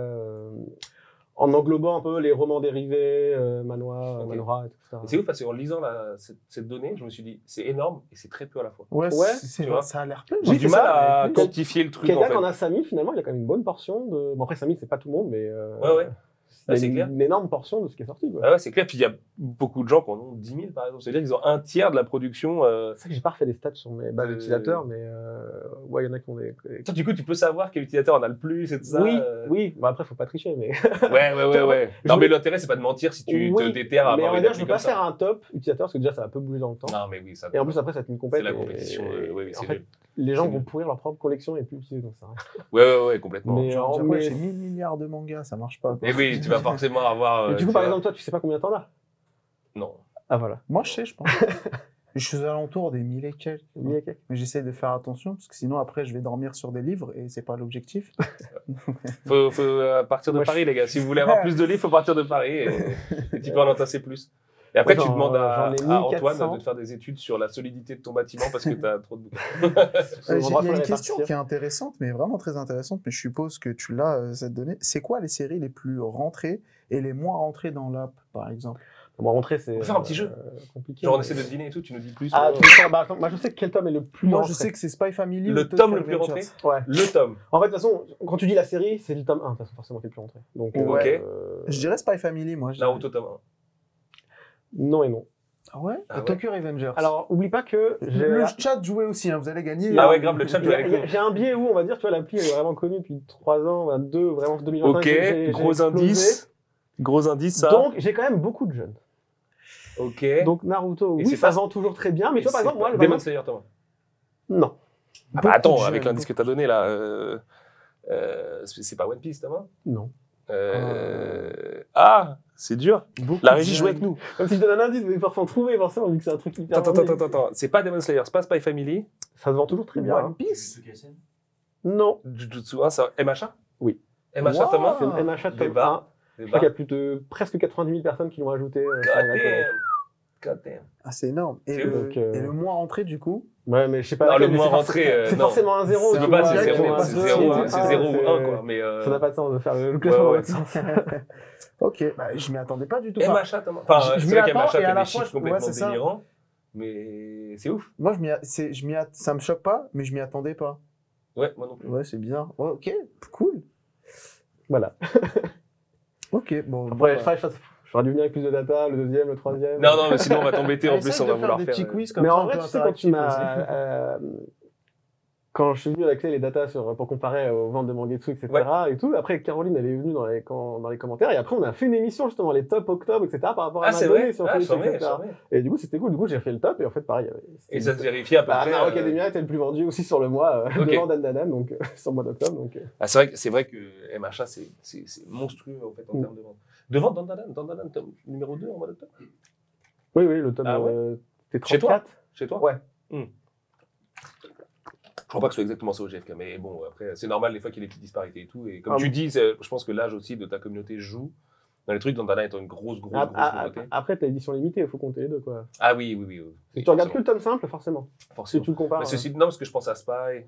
Parce que Spy, c'est vraiment. Spy, il vend. Spy, c'est absurde. Les GFK en librairie, en réel. C'est ça que j'ai dit Spy, moi. Spy, c'est monstrueux, quoi. Moi, à chaque fois, moi, j'ai pas accès aux chiffres de vente. Donc, je sais jamais à quel est mon taux de popularité. Mais quand t'as un éditeur, du coup, tweet des chiffres de vente, je regarde direct dans ma page de j'imagine. C'est mon petit plaisir. Et puis, en fin d'année, tu as des chiffres qui commencent à sortir. C'était au début, quand ils avaient tweeté les 1 million de Spy Family, tout tome confondu. Ouais. Du coup, moi, j'ai regardé tous les tomes confondus, j'en avais presque 200 000, presque 20%. Du coup, j'étais là, ok. J'ai encore globalement, c'est ça qu'on voit. C'est entre 20 et. Mais attends, t'as encore du chemin à faire, mais t'es ouf. Genre, tu le sais très bien. Si t'as bossé dans d'autres domaines du web, la startup et tout, c'est à 20% des lecteurs qui sont sur Manga Collex. Vu comment le manga est populaire, c'est énorme, c'est colossal, c'est délirant. Ouais, mais nous, par exemple, t'aurais 5%, moi je pense que ton business il serait cool, tu vois. T'as un e-commerce qui m'a envoyé des sondages sur est-ce que vous utilisez une application pour gestion de collection. À 50%, les gens répondent rien. Tu vois. Donc en fait, il y a encore. Mais c'est aussi parce que c'est pas naturel. Mais là, c'est le vieux en moi qui parle aussi. C'est aussi parce que c'est du temps à investir. C'est, tu vois, c'est déjà beaucoup de temps à investir. C'est dans la pop culture et ça. Et puis il y a aussi le streaming, les jeux vidéo, le cinéma, la vie à côté. Enfin, tu vois, la vie sociale. Je suis pas une appli où tu perds du temps. Justement, je suis pas du tout dans l'économie de l'attention, hein, comme une appli de réseaux sociaux. Hein. Moi, le but, c'est tu l'utilises et en 2-3 minutes, t'as fini et tu l'utilises pas pendant une semaine. Une app. C'est ça que je veux dire. C'est ça. C'est pour les vieux comme moi. Même si une app, c'est du temps. Tu vois. Comparé à aller sur tous les sites web, tous les éditeurs, trouver tous les réseaux sociaux pour savoir c'est quoi la date de sortie, je fais gagner du temps. Non mais bien sûr, mais ça j'en suis convaincu. Non mais je remets pas du tout. Je remets pas du tout en cause l'utilité de la chose ou quoi. Oui mais t'as l'app et t'as l'économie de l'application. Les réseaux sociaux sont sur l'économie d'attention et veulent te retenir le plus longtemps possible. Du coup moi c'est l'inverse. Tu passes moins de temps, t'as l'appli en 2 secondes, t'es en librairie, t'as pas envie que l'appli elle rame, machin, etc. Je joue tout de suite, là t'es là, entre le tome de machin, etc. Je vais prendre le 32, le 33, le 34, je sais plus, etc. J'ai pas envie de racheter en double, il faut l'info la plus vite possible. Ouais, c'est clair, c'est clair. Non, mais de toute façon, les utilisations pratiques, elles sont multiples, elles sont évidemment charmées, quoi. Petite question d'ailleurs, parce que, mais là tu t'attaquerais à une montagne, parce que niveau exception et tout ça, le manga en vrai c'est tranquille. Tiens, je sais qu'il y a plein d'ISBN, d'éditions collector et tout. Ah, il y a quand même beaucoup d'éditions collector un peu bizarres, les coffrets, etc. Mais je sais que dans les BD... mais dans le comics... Le comics aussi. Parce que dans le comics, il y a un vrai besoin d'une appli comme ça. Mais dans le comics français aussi, il y a beaucoup d'éditions un peu bizarres. Mais laisse tomber. Même dans des Batman tome 1, il y en a, mais 50. Ils s'appellent tous Batman tome 1, tu vois. Il y a juste la date de sortie et l'année de sortie à la rigueur qui peut t'aider. Et les différentes éditions. Non, mais moi, je gère les différentes éditions déjà dans l'application. Donc, si tu vas sur une série, tu vois, c'est pas du tout les mêmes trucs. Mais des fois, il y en a 5 des éditions sur une seule série dans le comics. Des fois, tu as plusieurs éditions d'une seule série, mais tu as aussi 50, enfin 50, j'exagère évidemment, mais tu as 10 Batman tome 1 qui sont 10 histoires complètement différentes. Oui, mais dans ce cas, pour moi, c'est une série différente. Si tu veux, c'est comme les spin-offs de Senseiya dans ce cas. Oui, d'accord, mais comment tu la différencies si elle s'appelle toute Batman, la série, tu vois? Ah, il n'y a pas d'un sous-titre, un machin, etc. Ah ouais, pour la recherche, c'est chaud. Après, tu vas avoir des sous-titres, genre là, tu as eu Batman tome 1, La Cour des hiboux, mais c'est pas vraiment le titre. Ou sinon, c'est avec les auteurs, tu vois. Ouais, mais moi, c'est pour ça qu'avec les comics, c'est un des vrais problèmes, c'est si tu veux créer une app du genre, vaut mieux partir par le biais de l'auteur. Mais le biais de l'auteur, il est déjà super clivant. Enfin, pas clivant, mais en tout cas, tu vas perdre beaucoup de gens parce qu'il y a plein de gens. Il est lecteur avancé, averti. Voilà, c'est vraiment les gens qui vont être passionnés, qui vont s'intéresser à Brian Kevough ou Miller ou John Romita Jr. ou que sais-je. Et du coup, tu vas perdre beaucoup de gens. Mais en même temps, dans le comic, je te jure, parce que moi, à l'époque, je rêvais tout court, c'est-à-dire que c'est très difficile d'entrer en matière. Dans Sens Critique, c'est un bordel, le comics. Vraiment. Parce que c'est ingérable. La BDD, elle est ingérable.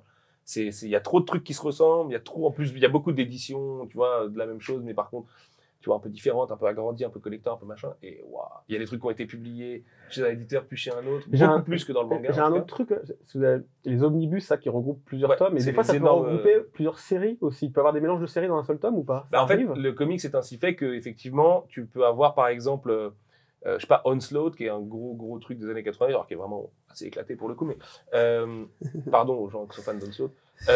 Mais effectivement, dedans, tu vas avoir les 8 numéros, les 8 floppies en comics de ce qu'on appelle la mini-série. Donc, du coup, la série limitée en 8 chapitres avec un début et une fin. Et tous les tie-in, donc tous les trucs, genre Captain America 34 sur ce run-là de Captain America, parce que ça a été rebooté, ça a été relaunché 6 fois. Captain America volume 4, chapitre 34, il était tie-in avec Onslaught. Mais c'était le cas que pour le 34. Donc, lui, il va être intégré dans ton omnibus Onslaught parce qu'il fait partie de l'histoire globale. Et c'est là où, en fait, à la fin, les Américains, ils ont des super applis, Comic Vine notamment, qui est vraiment bien foutu, mais qui est tellement gargantuesque parce que comme il y a les floppies avant, puis la publication en trade paperback. Ouais, moi, j'ai pas de notion de chapitre, tu vois, par exemple. Voilà, j'ai pas besoin d'aller jusqu'à toi, t'es direct avec ce qu'on appelle les tankobons et tout ça, et directement les volumes reliés, quoi. Mais du coup, dans les comics, si tu le prends par le biais des chapitres, sauf que tu remontes jusqu'aux années 30, du coup, ça va à peu près. Mais ces chapitres-là, des chapitres cultes, je sais pas, par exemple, le X-Men 1 de Chris Claremont et Jim Lee, qui est le comic book le plus vendu de tous les temps, lui, il a dû être réimprimé dans, je sais pas, 10, 15, 20 anthologies différentes, sur des thèmes différents. Il y en avait sur les X-Men, il y en avait sur Wolverine, il y en avait sur les années 90, il y en avait sur... Ça orienté, si tu veux, t'as une série qui a plusieurs éditions et qui a plusieurs tomes. C'est ça. Et du coup, le tome, qui lui-même est unique, alors qu'il a plusieurs séries dans l'autre sens, ça matche pas du tout, quoi. C'est compliqué à rentrer un seul bouquin, il doit y avoir plusieurs séries. En fait, pour moi, dans les coffrets, je peux faire ça. Parce que du coup, je mets n'importe quoi dedans et qu'importe combien de séries qui sont liées, le roman, le manga, etc. ou autre chose. Mais en tant qu'un seul tome qui n'est pas un coffret et qui a plusieurs trucs, tu vois, ça, je le gère pas. Mais dans le manga, il y en a très très peu qui sont comme ça. Le cas que j'ai en tête, c'est... Et machin, il y a pas mal de spin-off d'ailleurs, c'est rigolo. Ouais, ça mais fait un peu c'est encore... mais c'est vraiment des séries différentes. Moi, chez Soleil, il y a les Zelda. Il y en a certains qui étaient 2 tomes simples, qui sont maintenant un seul tome regroupé de 2 séries. Alors des fois, quand c'est le tome 1 et tome 2, par exemple, Carry of Time, c'est pas grave, c'est la même Très série. beau coffret qui est sorti d'ailleurs là. Ouais, avec... J'ai dû créer ça différent. Ça fait... C'est trop ouf. C'est pas mal. Ça marche bien. Pardon, excuse-moi, t'as coupé. Non, mais je l'ai vu aussi le coffret. Je me suis dit... Ok, c'est Noël, mais non. Je me suis dit non, pas craquer. C'est un peu costaud. Ouais. Non, puis j'en ai lu quelques-uns déjà. Donc... mais bon, bref, c'est rare. Mais j'ai toujours en fait des bizarreries de la base de données. Mais en fait, si tu veux, en organisation de données, tous les modèles sont faux. De toute façon, tous les modèles sont toujours faux. Et du coup, c'est. Oui, je vois ce que tu veux dire en ça. Jusqu'où il n'y a pas le bon modèle, quoi. Mais en ça fait, n'existe pas. Dans tout. C'est celui qui va le mieux gérer les exceptions dans du flux de lequel va données, quoi. plus aller t'emmener loin, etc. Et au pire, les 2-3 exceptions, tu les gères comme ça. Par exemple, moi, au début, j'avais pas du tout de gestion de coffret. Parce que c'était très rare, en fait, dans le manga. Ouais. Maintenant, il y en a de plus en plus. Maintenant, je fais le truc, la gestion, parce qu'il y avait de plus en plus. Mais les éditions limitées, je l'ai vraiment un système qui dit les éditions limitées. Il y en a de plus en plus. Il y en a de plus en plus. Et j'ai vraiment un système d'édition parallèle. Je lui dis, celle-là, c'est la parallèle de celle-là. Comme ça, même si tu en possèdes d'autres éditions, ça te dit pas qu'il manque le tome 4 de l'édition simple parce que tu as la collector. Question, est-ce que tu as cette création Mangetsu, on y tient, est-ce que tu as l'option First Print sur Manga Collect? Par exemple, Booster Fighter, Ice Guy ou Awashi Tom 10 ont des effets de fabrication uniquement réservés au premier tirage. J'ai pas le first print directement en tant que case à cocher sur le tome. Et parce qu'en fait, même derrière le first print se cache derrière tellement de bizarreries différentes que... En fait, oui, moi c'est first print en tant que marque, hein, j'appelle ça first print, c'est pas au sens oui, mais si tu forcément veux, le stricto sensu, c'est stricto sensu le premier tirage de toute façon. Pour les jaquettes alternatives, t'as la jaquette réversible. Est-ce que du coup je dois la considérer comme un first print ou une autre édition? Ah mais c'est une autre édition, mais c'est le même code barre, c'est chiant aussi, tu vois. Du coup, en fait, il y a toujours un cas particulier qui se cache, et du coup, c'est toujours un peu chiant. Rajoute un petit donc sticker. pour l'instant, moi, je gère pas le first print, on va dire, mais j'ai commencé à mettre des jaquettes alternatives, à les référencer, même sans base de données, mais j'ai dû taguer le fait qu'ils ne soient pas vendables séparément. Donc, je le mets explicitement qu'ils sont pas vendables. Il n'y a pas de bouton acheter, par exemple, sur les trucs qui sont vendus séparément. Il faut que j'ajoute les jaquettes parce que je ne les ai pas forcément, vu les jaquettes alternatives ne sont pas sur les. Oui, ça, tu dois les sourcer du coup chez chaque revendeur. Je vais commencer à me faire plus de partenariats, enfin de relations en tout cas avec les éditeurs pour filez-moi la jaquette alternative. Bah je vais la mettre aussi. Mais j'ai commencé à les référencer, etc. Mais je les référence vraiment quand ça vaut le coup. C'est un vrai travail d'archivage aussi. En plus, oui. Si on prend à l'échelle de dans 10 ans, dans 20 ans et tout, tu auras une vraie archive de ouf de toutes les jaquettes qui auront été produites pour le marché français. Et ça. Mais en plus, tu vois, je suis obligé de taguer le fait qu'elle n'est pas vendue séparément. Ou que tu ne peux pas l'acheter à côté parce que vu que c'est le même ISBN, la fiche e-commerce est la même, que ce soit l'édition normale ou pas. Et du coup, je trouve que moi, ce que je veux pas, surtout ce que je veux éviter, c'est que les gens aillent sur une fiche d'une édition limitée et se disent ah ouais, il me dit qu'il est disponible et qu'ils y vont, et en fait ils vont recevoir l'autre édition. Ils reçoivent l'édition classique. En fait, ça fait longtemps que les first print ils sont plus, etc. Tu vois. Mais après, je me pose toujours la question parce que tu vois, la tome 103 qui est en édition limitée, enfin. C'est pas en édition limitée, c'est un first print. C'est un first print, c'est littéralement la même chose que ce qu'on fait chez Mangetsu. Mais en vrai, tu vois, il y a peu de gens qui vont vraiment avoir besoin de ce niveau de détail. Et vu qu'en fait, quand tu l'achètes, à moins que tu l'aies en main dans une librairie, tu sais jamais ce que tu vas recevoir. C'est compliqué d'avoir vraiment la référence. Ouais, carrément. Moi, je veux pas que les gens fassent un mauvais achat, en tout cas, via l'appli. Qui se croient. Bon, moi je pense que c'est bon du côté de mes questions avec la communauté et. Truc technique. Ah ouais, là on est dans on est descendu dans le rabbit hole de ouf là. Use case, de machin, de coffrets non vendus séparément. Si on passe à autre chose, il me semble qu'il y a un concours. Ouais, on avait un petit concours, on fait gagner du Golden Guy tome 3, c'est ça? Oh, il est fort, le magicien, regardez-le. La régie, regardez comme il est beau. Yeah.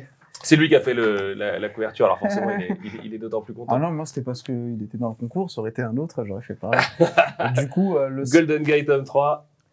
Faudra spammer Golden Guy dans le chat. Exactement.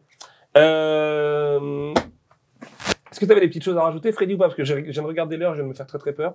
Je regarde un petit peu toutes les notes qu'on avait prises. Je pense que c'est à peu près clair. Si, quand même, il y a un truc qui est hyper important. 2 questions en une. Ta plus grande fierté dans cette aventure, quand même, parce que c'est une vraie aventure qui remonte du coup à des années et des années, comme tu nous l'as expliqué tout à l'heure.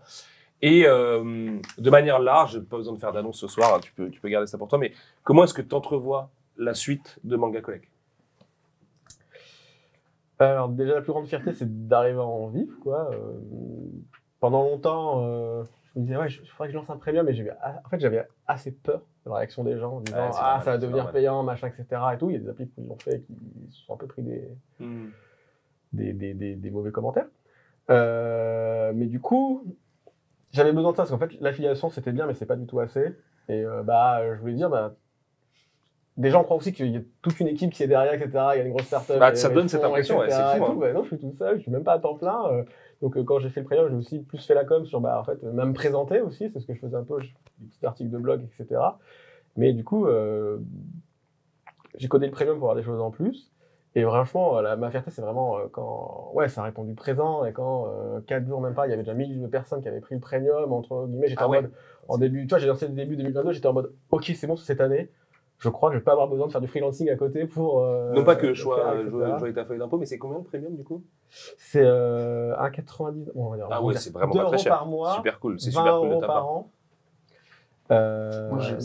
C'est ultra chill comme ça. Merci. Ouais, c'est ultra chill comme ça.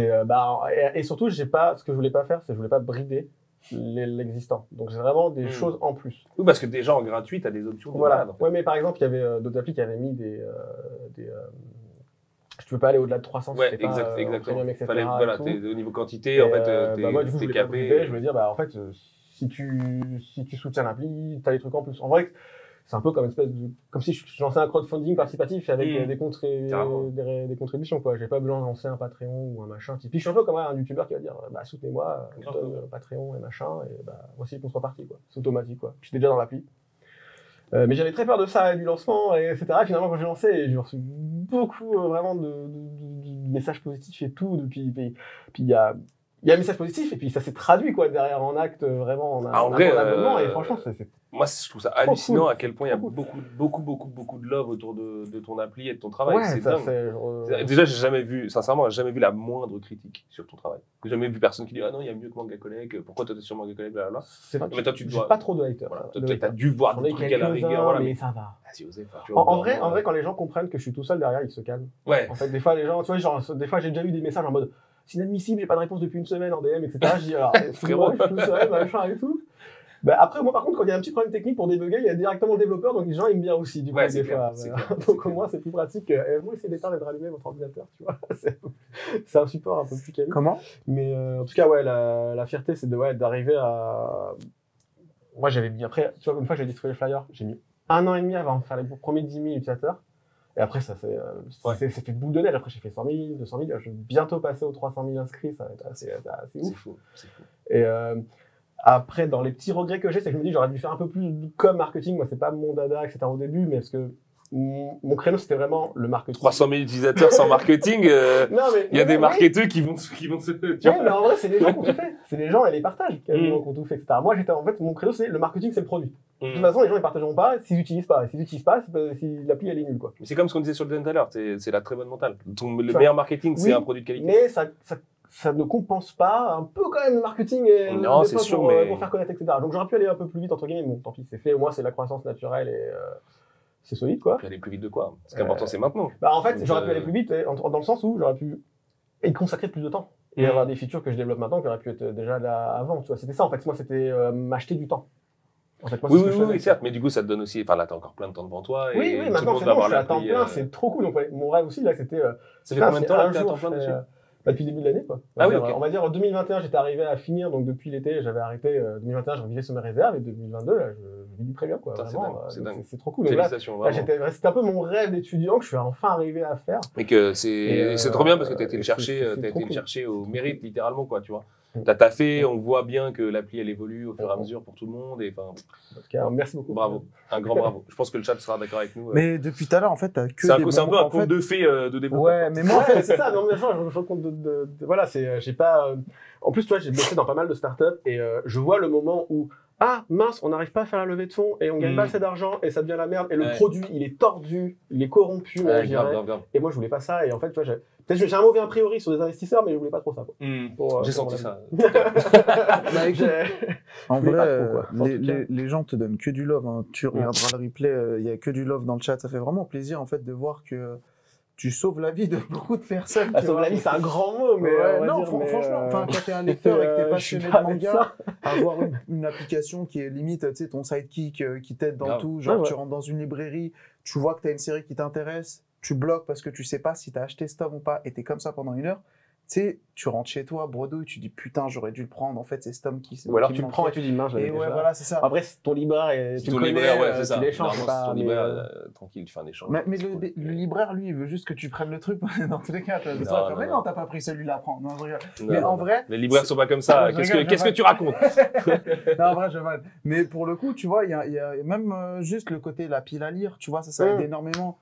T'es là, t'as 600 000 mangas, tu dis ok. Même, ça fait économiser de l'argent de prendre le premium parce qu'en vrai, quand tu te rends compte de ce que t'as à lire, tu fais peut-être un peu commencer mon nouvelle série. Ou la revente si elle est nulle. Allez, ou d'autres choses, mais en tout cas. On s'arrête jamais. La plus grande pile à lire du monde, c'est juste ça l'objectif de la vie, les gars. C'est littéralement le dessous de coup. Ouais, mais quand tu fais un confinement et que tu dis que tu l'as pas lu, tu dis bon, est-ce que je les lirai un jour si après tout ce temps-là, j'ai pas cette période de temps. Moi, il y en a, je les regarde dans les yeux depuis des années. Mais je sais qu'un jour je vais y aller. Tu vois, et c'est ingrat une pile à lire. Hein. Il y a si les tomes pouvaient parler, ils nous insulteraient certains. Hein. Mais parce que t'arrives, tu remets tes 4 Karakuri dessus, tu dis bon, il y a des priorités dans la vie. J'ai pas envie de revendre un truc avant de l'avoir lu. Mais il y a certains trucs, je sais que je relirai pas, qu'il faut faire un peu de place quand même. C'est parce que t'es venu à Paris, ça. C'est pour ça. Ouais, c'est sûr que je reste en Auvergne. Le vrai luxe, c'est de jamais avoir à revendre ses mangas, les gars. Comme ça, tu regardes des trucs à l'ancienne, des trucs un peu éclatés. Et tout. Moi, j'en ai revendu beaucoup il y a des années et en vrai, je regrette. Tu vois, il y a plein de trucs que j'avais pas lus et je me dis, vas-y, Osef. Et en fait, aujourd'hui, je regrette. Je me dis, mais attends, en fait, j'aurais peut-être kiffé la lire et tout ça, tu vois. Ou des trucs, des fois, que j'ai racheté. C'est vraiment le sale move, ça. Tu l'achètes 2 fois et tu l'as vendu pas cher. J'ai des éditions France Loisirs que je sais qu'elles valent rien. Ça, d'accord. Ça, j'avoue, il y a le droit de s'en séparer. Bah oui, mais bon, c'est moins cher. Le budget, c'est important aussi. Je suis d'accord. Mais voilà. Non, big respect à France Loisirs, mais bon. Ouais, non, mais c'est. Non, j'ai plus. On se comprend. Est-ce qu'on a un gagnant pour Golden Guy, les gars? Ouais, Ryo-sama 21. Ryo-sama 21, tu reçois, quel beau nom d'ailleurs, pour recevoir une histoire de Yakuza Expa à Tokyo, Golden Guy tome 3. Ça arrive la semaine prochaine chez Watt. Merci beaucoup d'avoir joué. Mon cher Freddy, tu restes avec nous. Nous, on va aborder un autre sujet ô combien sérieux, mais ô combien moins cool, qui est le sujet de la hausse des prix. Et puis après, on reviendra un petit peu sur les sorties de l'année dernière. T'avais un truc à rajouter, Lucio? Non, moi, j'allais repartir, donc au revoir le chat. Il se barre pour la hausse des prix, regardez-le. Et puis, on se finira après avec une très très belle annonce. Surtout, restez jusqu'à l'annonce, s'il vous plaît. C'est une annonce dont on est très très très très fiers. Alors, vous attendez pas, c'est pas la dernière tuerie du Shonen Jump, je sais pas quoi. Mais même si vous connaissez pas, restez, je vous jure, c'est votre futur manga préféré, c'est promis. Bref, merci beaucoup Freddy, tu restes avec nous de toute façon jusqu'à la fin. Hangetsu, c'est parti.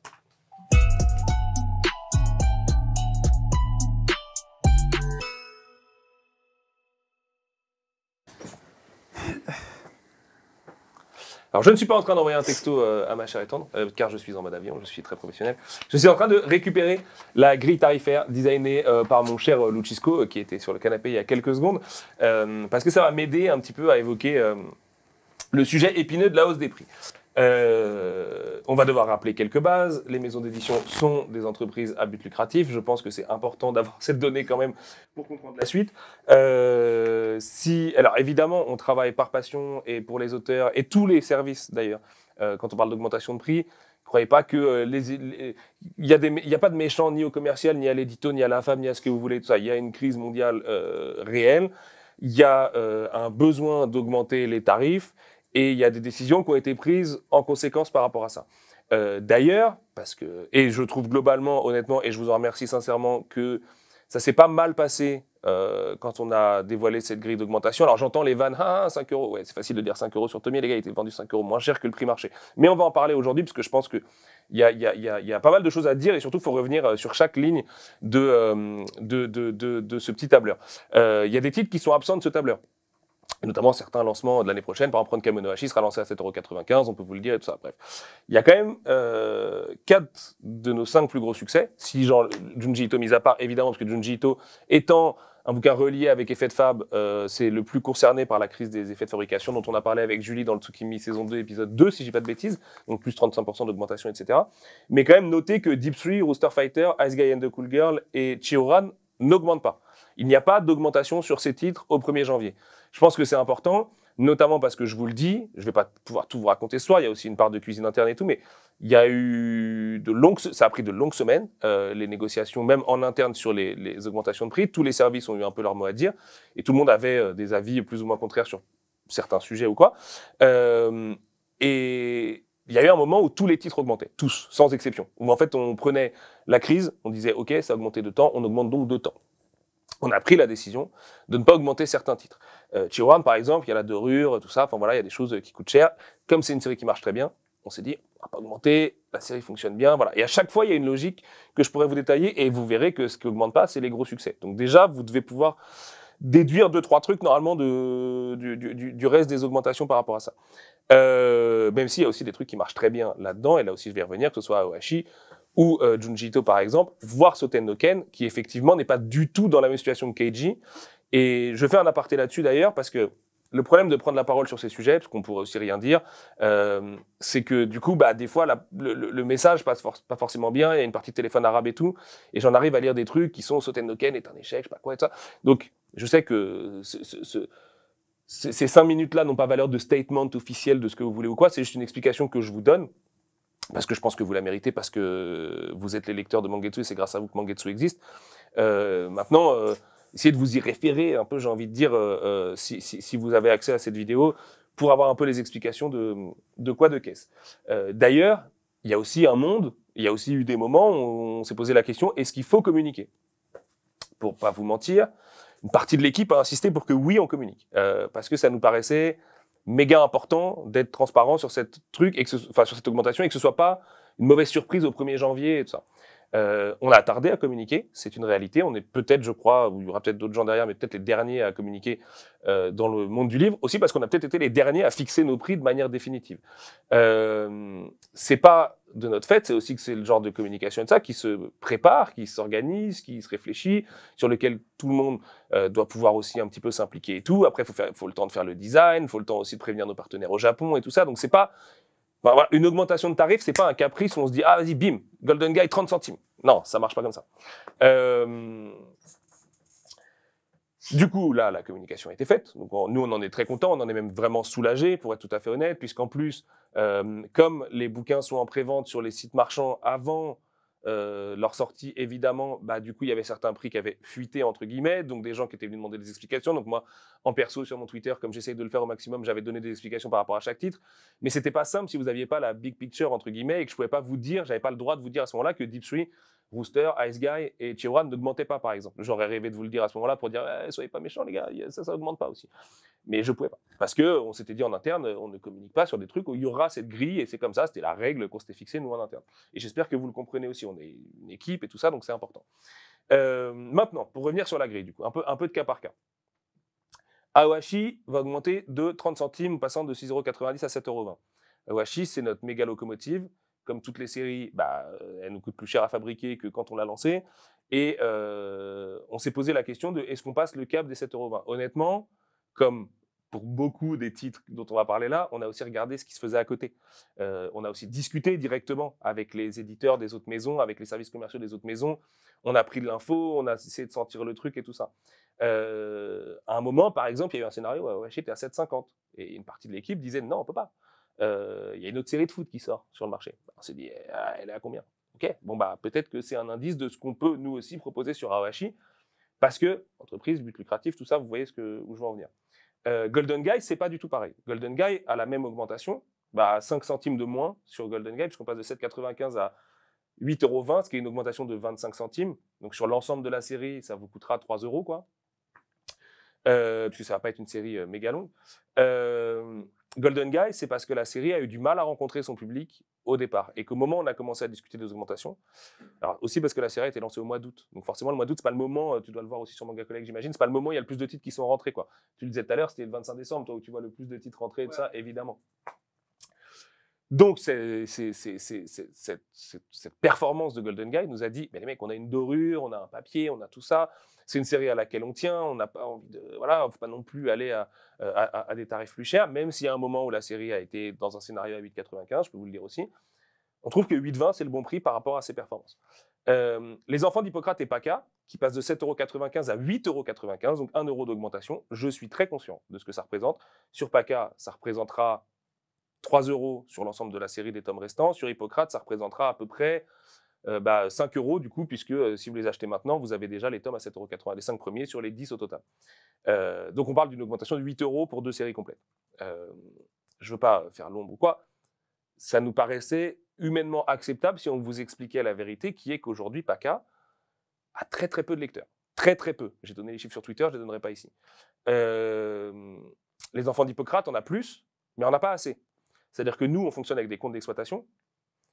Et quand ces comptes d'exploitation nous disent qu'on perd de l'argent à chaque tome qu'on va sortir, bah évidemment, moi, je me fais tirer les oreilles par ma direction et c'est bien normal. En vrai, c'est une entreprise. On ne fait pas des bouquins pour être à perte ou pour couper des arbres pour vendre des livres qui vont être retournés et pilonnés derrière. Donc, et c'est là où moi, et tout le service édito, je parle au nom du service édito, et aussi le service commercial par ailleurs, parce que je sais qu'ils les vivent pareil, ça nous brise le cœur d'augmenter d'1 € les enfants d'Hippocrate et PACA, puisque ceux qui vont subir, c'est les lecteurs qui ne sont pas assez nombreux aujourd'hui, qui les achètent déjà et qui vont devoir mettre 1 € de plus. Donc c'est la double peine finalement, parce que c'est les gens qui soutiennent qui vont devoir payer plus. Oui. Oui, bah désolé. Je ne suis pas venu qu'avec des explications qui sont faire. C'est comme ça. Malheureusement, c'est la vie d'un livre. Et on n'a pas de solution si on ne veut pas prendre le risque de devoir annuler la série en cours de route, puisque si elle perd de l'argent, moi, si ma direction vient et me dit j'arrête la série, bah, je ne peux pas leur dire non, puisqu'on perd de l'argent. Je ne vais pas forcer mes patrons à perdre de l'argent sur un bouquin où on sait qu'on va le perdre. Une fois qu'on est rendu au tome 5, on sait qu'en augmentant d'1 € avec les lectorats qu'on a, alors pas PACA en l'occurrence, parce qu'il y a vraiment trop peu de lecteurs, mais sur les enfants d'Hippocrate, ça sauve complètement la série. Et vous savez à quel point on l'aime cette série. Donc si c'est la solution, on se dit que oui, 5 € d'augmentation sur l'ensemble du reste de la série, c'est peut-être quelque chose que les gens peuvent entendre. Peut-être que je me trompe. Les pouvoirs d'achat, de toute façon, sont très différents chez tout le monde. On a aussi eu plein de réactions de gens qui ont dit « Non, mais on comprend tout à fait et c'est tout à fait normal ». Et de gens qui disent « Non, bah, désolé, moi j'arrête la série parce que j'aurais pas les moyens de la suivre ». Malheureusement, voilà, on parle aussi de séries, même si elles ne vendent pas assez, on est sur des tirages quand même relativement importants. Enfin, on parle de milliers d'exemplaires et tout. Bon, pas pour PACA, malheureusement, mais on ne peut pas aller voir chaque personne et lui dire « Est-ce que ça va aller ? Comment 1 € ?» Voilà. C'est une logique d'entreprise et malheureusement, ça se passe comme ça. Keiji, c'est aussi le même cas. C'est-à-dire que Keiji a trop peu de lecteurs. Et Keiji, on a peut-être fait une erreur, même si moi j'adore cet effet de fable sur cette jaquette, mais cette jaquette nous coûte très cher à fabriquer. Et en plus, vous êtes plusieurs à nous avoir fait remarquer qu'elle était super fragile et qu'en gros, il fallait faire hyper attention. Alors oui, il faut faire hyper attention. C'est un fait. Du coup, sur Keiji, on en a déjà parlé dans Tsukimi, je m'en souviens. Mais du coup, il y a un petit regret là-dessus parce qu'en plus, ça nous coûte vraiment une fortune avec le papier qu'on utilise pour la jaquette et tout. Et donc, Keiji a subi plusieurs augmentations depuis qu'on a lancé la série. Parce que honnêtement, quand on a commencé Keiji, on pensait que Soten et Keiji seraient à peu près kiff-kiff. Et aujourd'hui, Soten, ça va. Keiji, pas du tout. Enfin, pas trop. J'appelle pas du tout, mais pas trop. Et on perd de l'argent déjà là dans les tomes qu'on sort actuellement si on continue à en vendre ce qu'on vend aujourd'hui. Et en même temps, Keiji, c'est un classique absolu du Shonen Jump, de Tetsuhara et tout ça. Donc évidemment qu'on ne va pas arrêter Keiji en cours de route. On a une vraie relation avec l'auteur. Donc on ne peut pas arrêter. Donc on est obligé de l'augmenter à 9,95 €, ce qui est très cher. Et ce qui, là aussi, je vous le dis, blesse des gens dans l'équipe. Et c'est bien normal. Et on aimerait que le Keiji soit dispo à 7,95 € comme un manga classique. Alors après, il y a les pages couleurs, il y a tout ça. Mais évidemment qu'on en a envie. Enfin, j'espère que vous entendez ça. Soten no Ken, pendant longtemps, était resté à 9,90 €. Sauf qu'il y a un problème qui se posait. Si tu as Soten, qui a à peu près le même effet de jaquette, et Keiji au même prix, évidemment qu'il y a un loup, ça va pas. Parce que Soten, c'est des tomes hyper épais, et ça, j'ai pas de Keiji sous la main, mais Soten et Keiji, c'est pas vraiment du tout la même pagination, quoi. De plus, vous n'êtes pas sans savoir que malgré des histoires de boycott, ça, qui souvent dépassent pas trop le cadre de Twitter, Hokuto no Ken est ressorti il y a peu de temps, plus cher qu'à 12,90 € et a fait des ventes très honnêtes. Pour le dire, voilà, c'est pas notre bouquin du coup, j'aurais bien aimé, mais c'est pas notre série, donc je peux pas en parler plus que ça, mais les ventes de Hokuto no Ken sont bonnes. Forcément, si tu as un problème parce que tu peux pas rester au prix de Keiji et que tu as littéralement le petit frère de ta propre série qui est sur le même modèle de 300 pages avec le même format et tout, qui sort derrière, mais tu réfléchis un peu et tu essaies de te caler au milieu. Et la réflexion sur Soten, elle est née de ça. J'espère que vous la comprenez. J'aime énormément Baki, Karakuri Circus et les gens chez Meian. On n'a pas du tout le même business model, parce que j'entends quand les gens me disent « Oui, mais Baki, c'est 12,90 €. Oui, mais Meian, le cœur de son métier, c'est aussi de la vente directe. Nous, on n'est pas du tout là-dedans. Et encore une fois, c'est aussi une affaire de compte d'exploitation individuel de chaque série. Donc, on rêverait de vous faire la qualité de l'édition de Karakuri Circus ou de Boudbaki, qui sont des éditions magnifiques par ailleurs à ce prix-là. Si elles n'existent pas dans le système d'édition plus traditionnel, il y a des raisons. Voilà pour Soten. Ensuite, on a les cas Junji Ito, pour finir, du coup, puisqu'il reste Censor, Zone Fantôme, Les Chefs-d'œuvre et Tomier, où là, le problème, il est multiple. Et il y a la première partie qui était aujourd'hui, les Junji Ito étaient vendus trop peu cher, et encore aujourd'hui au moment où on se parle d'ailleurs, donc j'invite souvent les gens à dire vous avez jusqu'au 31 décembre aussi pour les récupérer à l'ancien prix, donc profitez-en, avant que ça augmente, parce que c'est des codes prix, donc les mêmes bouquins augmenteront automatiquement à la caisse à partir du 1er janvier, minuit 1, quoi. Bon, peu de libraires sont ouverts à ce temps-là, a priori. On était trop peu cher par rapport au marché, on le savait, on le disait. Quand on disait lancer Tomier à 25 €, c'est une folie, et c'était réel, c'était vraiment une folie. Et en même temps, on a vendu des dizaines de milliers d'exemplaires à ce prix-là, donc on est aussi content qu'il y ait des dizaines de milliers de personnes qui aient pu profiter de ce tarif hyper préférentiel pour redécouvrir ou découvrir Junji Ito, et avec tous les sorts qu'on a eu autour de l'auteur, et qui, je le rappelle, viendra en France tout bientôt, à Angoulême. Après, on ne peut pas non plus ignorer qu'il y a une autre maison d'édition qui est à Junji Ito, et de regarder aussi ce qu'ils font. Et il y a un tome d'histoire courte qui est sorti il n'y a pas longtemps, qui est au même prix que les chefs-d'œuvre, avec 2 fois moins de pages. Bah, forcément, nous, on a une réflexion aussi qui se mène par rapport à ça, qui est normale. Toutes les maisons d'édition mènent leur prix par rapport à ce que fait la concurrence. C'est logique. Ce n'est pas un 10 contre Delcourt Tonkam, que j'aime beaucoup par ailleurs, et l'édition est superbe sur histoire courte s'il faut s'envoyer des fleurs. C'est juste que ils sont plus chers que ce qu'on faisait chez Mangetsu. On a besoin d'augmenter les Junji Ito parce que la crise nous frappe vraiment de plein fouet sur les bouquins cartonnés, et avec des effets de fable de zinzin, encore une fois, les Pantones, la dorure, les ajouts édito avant, après, commander une jaquette exclusive pour la France à l'auteur pour Soichi, et j'en passe, et j'en passe. Le travail sur Junji Ito, vous le connaissez. Et bien forcément, les calculs, ils ne sont pas beaucoup plus compliqués que ça derrière. Nous, on a besoin de récupérer tout ce qu'on perd parce que la crise nous a vraiment fait très mal sur Junji Ito. C'est d'ailleurs la raison pour laquelle on les imprime beaucoup plus tôt aujourd'hui, et de ça, parce qu'on essaye de récupérer vraiment partout où on peut, parce que c'est une folie de sortir ces bouquins. Pour tout vous dire, je vais vous faire une petite confidence. Je vais me faire engueuler demain, mais c'est pas grave. Quand on a signé Junji Ito, en interne, peu de gens y croyaient. Très peu de gens y croyaient. Moi, je suis arrivé comme un bon gros narvalo avec mes gros sabots en disant « Hey, ça vous dit que vous y croyez pas, mais en plus, on va faire une dorure, un Pantone, et on va faire une version 700 pages à 25 €, et en plus, il y aura Alexandre Aja au début, et puis il y a Morolian qui va nous faire des post-faces à la fin. » Les gens m'ont pris pour un malade mental, mais ils ont dit « Franchement, tu sais quoi, au pire, il se plante une fois, et puis comme ça, on a l'excuse de il s'est planté, et puis voilà. » C'est ça l'histoire de Junji Ito chez Mangetsu aussi. C'est un truc, on a appris à y croire en le faisant un peu. Quand Tomier était sold out le 5 juillet 2021, on s'est dit « Ah, il se passe peut-être un petit truc quand même. » Derrière, on a pu profiter de ce prix pendant longtemps. Aujourd'hui, c'est juste le prix qui aurait dû être celui de Tomier l'année dernière qui nous rattrape. Il est logique sous toutes ses formes que Tomier soit à 29,90 € aujourd'hui. Alors oui, j'entends, j'ai vu les mèmes et tout qui m'ont bien fait marrer par ailleurs, et bravo à eux. Mangetsu augmente ses tarifs de 5 €. Mais oui, mais les gars, on le savait, les filles aussi d'ailleurs, on le savait. On l'avait dit, on l'a suggéré plein de fois ici, dans les vidéos qu'on fait ailleurs sur YouTube et tout. C'était logique que Tomier finisse par augmenter. Et aujourd'hui, sur le marché, 29,90 €, c'est le prix logique de Tomier. Il y a un monde où on s'est posé la question à 34,90 € par exemple. Donc nous, on se voit aussi. Alors là, ça aurait été méga violent. Là, les mêmes à 10 €, ça se serait envolé. Mais ça a été dans les réflexions, parce que ce ne serait pas illogique de vendre Tomier 34,90 € aujourd'hui. Et alors, c'est sûr, on ne fait pas du Taschen et tout ça, mais les Taschen, ils sont vendus à 50 balles, ils ont les mêmes effets de fable, les gars. On essaye, nous, de tirer tous les prix vers le bas, tout le temps, toujours. Et c'est le cas de tout le monde. Et ce n'est pas parce qu'on a changé de pavillon ou tout ça, ça aurait été encore Brajlon indépendant aujourd'hui, on aurait changé les prix pareil. Je vous le dis parce que j'ai lu des trucs là-dessus, et franchement, je vais te dire, les gars, faut lire le texte qui va avant aussi. Il y a une vraie crise, et tous les éditeurs ont augmenté leur tarot. Après, c'est sûr que quand tu as des séries qui vendent des millions d'exemplaires comme toutes celles qu'on a citées aujourd'hui, c'est un peu plus facile d'absorber. Nous, en l'occurrence, et je l'ai expliqué à quelqu'un qui voulait un peu comprendre sur Twitter, et je m'arrêterai là-dessus, parce qu'après, je ne vais pas dévoiler tout notre popote interne. Chez Mangetsu, on n'est pas là-dedans, on n'a pas Aohashi ou Junji Ito qui payent pour tout le reste, par exemple, ça n'existe pas, ça. Aohashi et Junji Ito fonctionnent, c'est très bien pour elles, et on est les premiers heureux, et tout est cool. Par contre, Paka a son propre compte d'exploitation. Paka doit faire ses preuves d'elle-même. Si demain, je vais aller faire une série en 30 tomes, et que je fais un compte d'exploitation, et qu'il n'a pas un potentiel commercial de ouf, on va me dire non. Parce qu'on va me dire, bah non, en fait, si au tome 7, on voit qu'on perd de l'argent, on va pas assumer 23 tomes, on perd de l'argent. C'est aussi là l'explication de pourquoi beaucoup de maisons d'édition ne font pas de séries longues ou peuvent pas se lancer dans Yowamushi no Pedal, par exemple, qui fait plus de 80 tomes, alors que beaucoup d'éditeurs adorent Yowamushi no Pedal, moi le premier.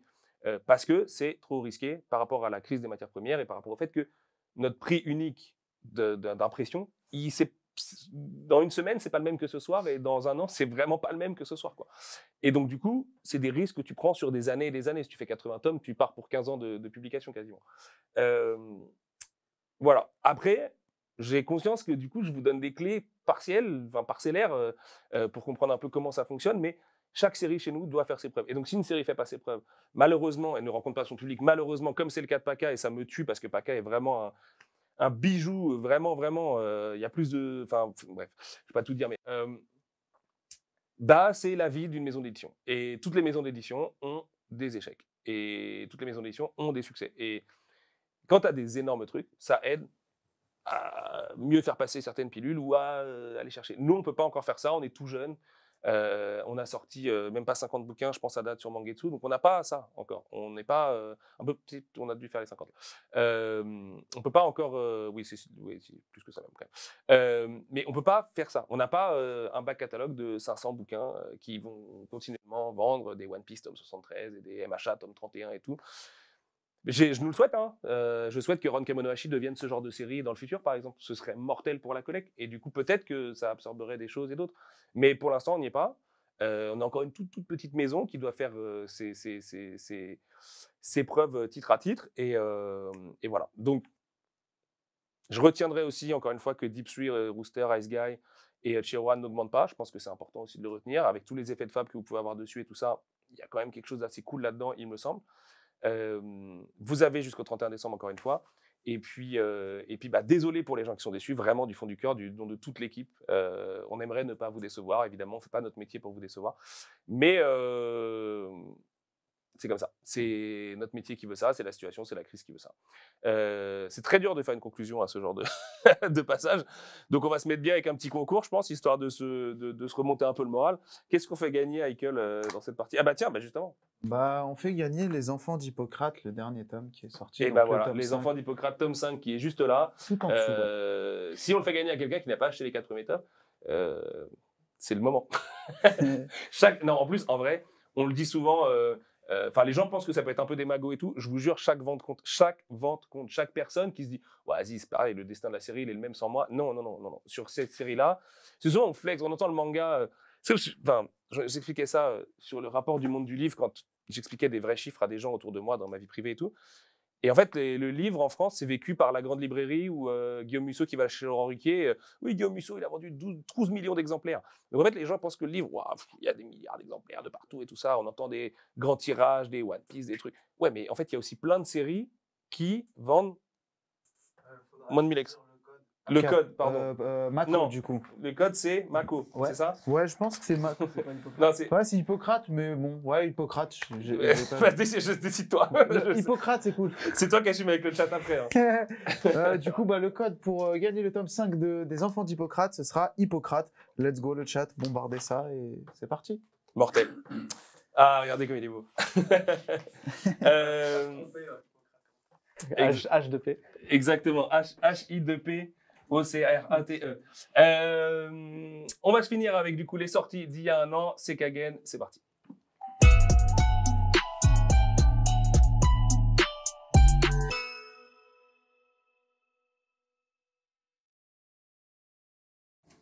On est bon? Mais du coup, je suis un peu inquiet parce qu'on a un autre dernier concours à lancer. Quand est-ce qu'on va lancer ce dernier concours? Du coup, les gars, on était censé faire gagner Chiroran tome 11 aussi.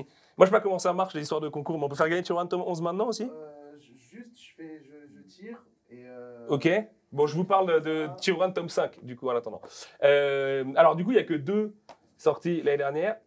Chiroran tome 5 et Soten no Ken tome 2, du coup, puisqu'en fait, au mois de décembre 2021, on était encore tout jeune, on avait à peine 6 mois. Et en général, dans l'édition, au mois de décembre, on sort moins de sorties, donc on n'avait pas de lancement ce mois-ci l'année dernière. 2 séries qui ont vraiment du coup fait leur trou. Chiroran, on n'en parle peu. J'ai bien conscience qu'à chaque émission, à chaque fois, on passe assez vite sur Chiron.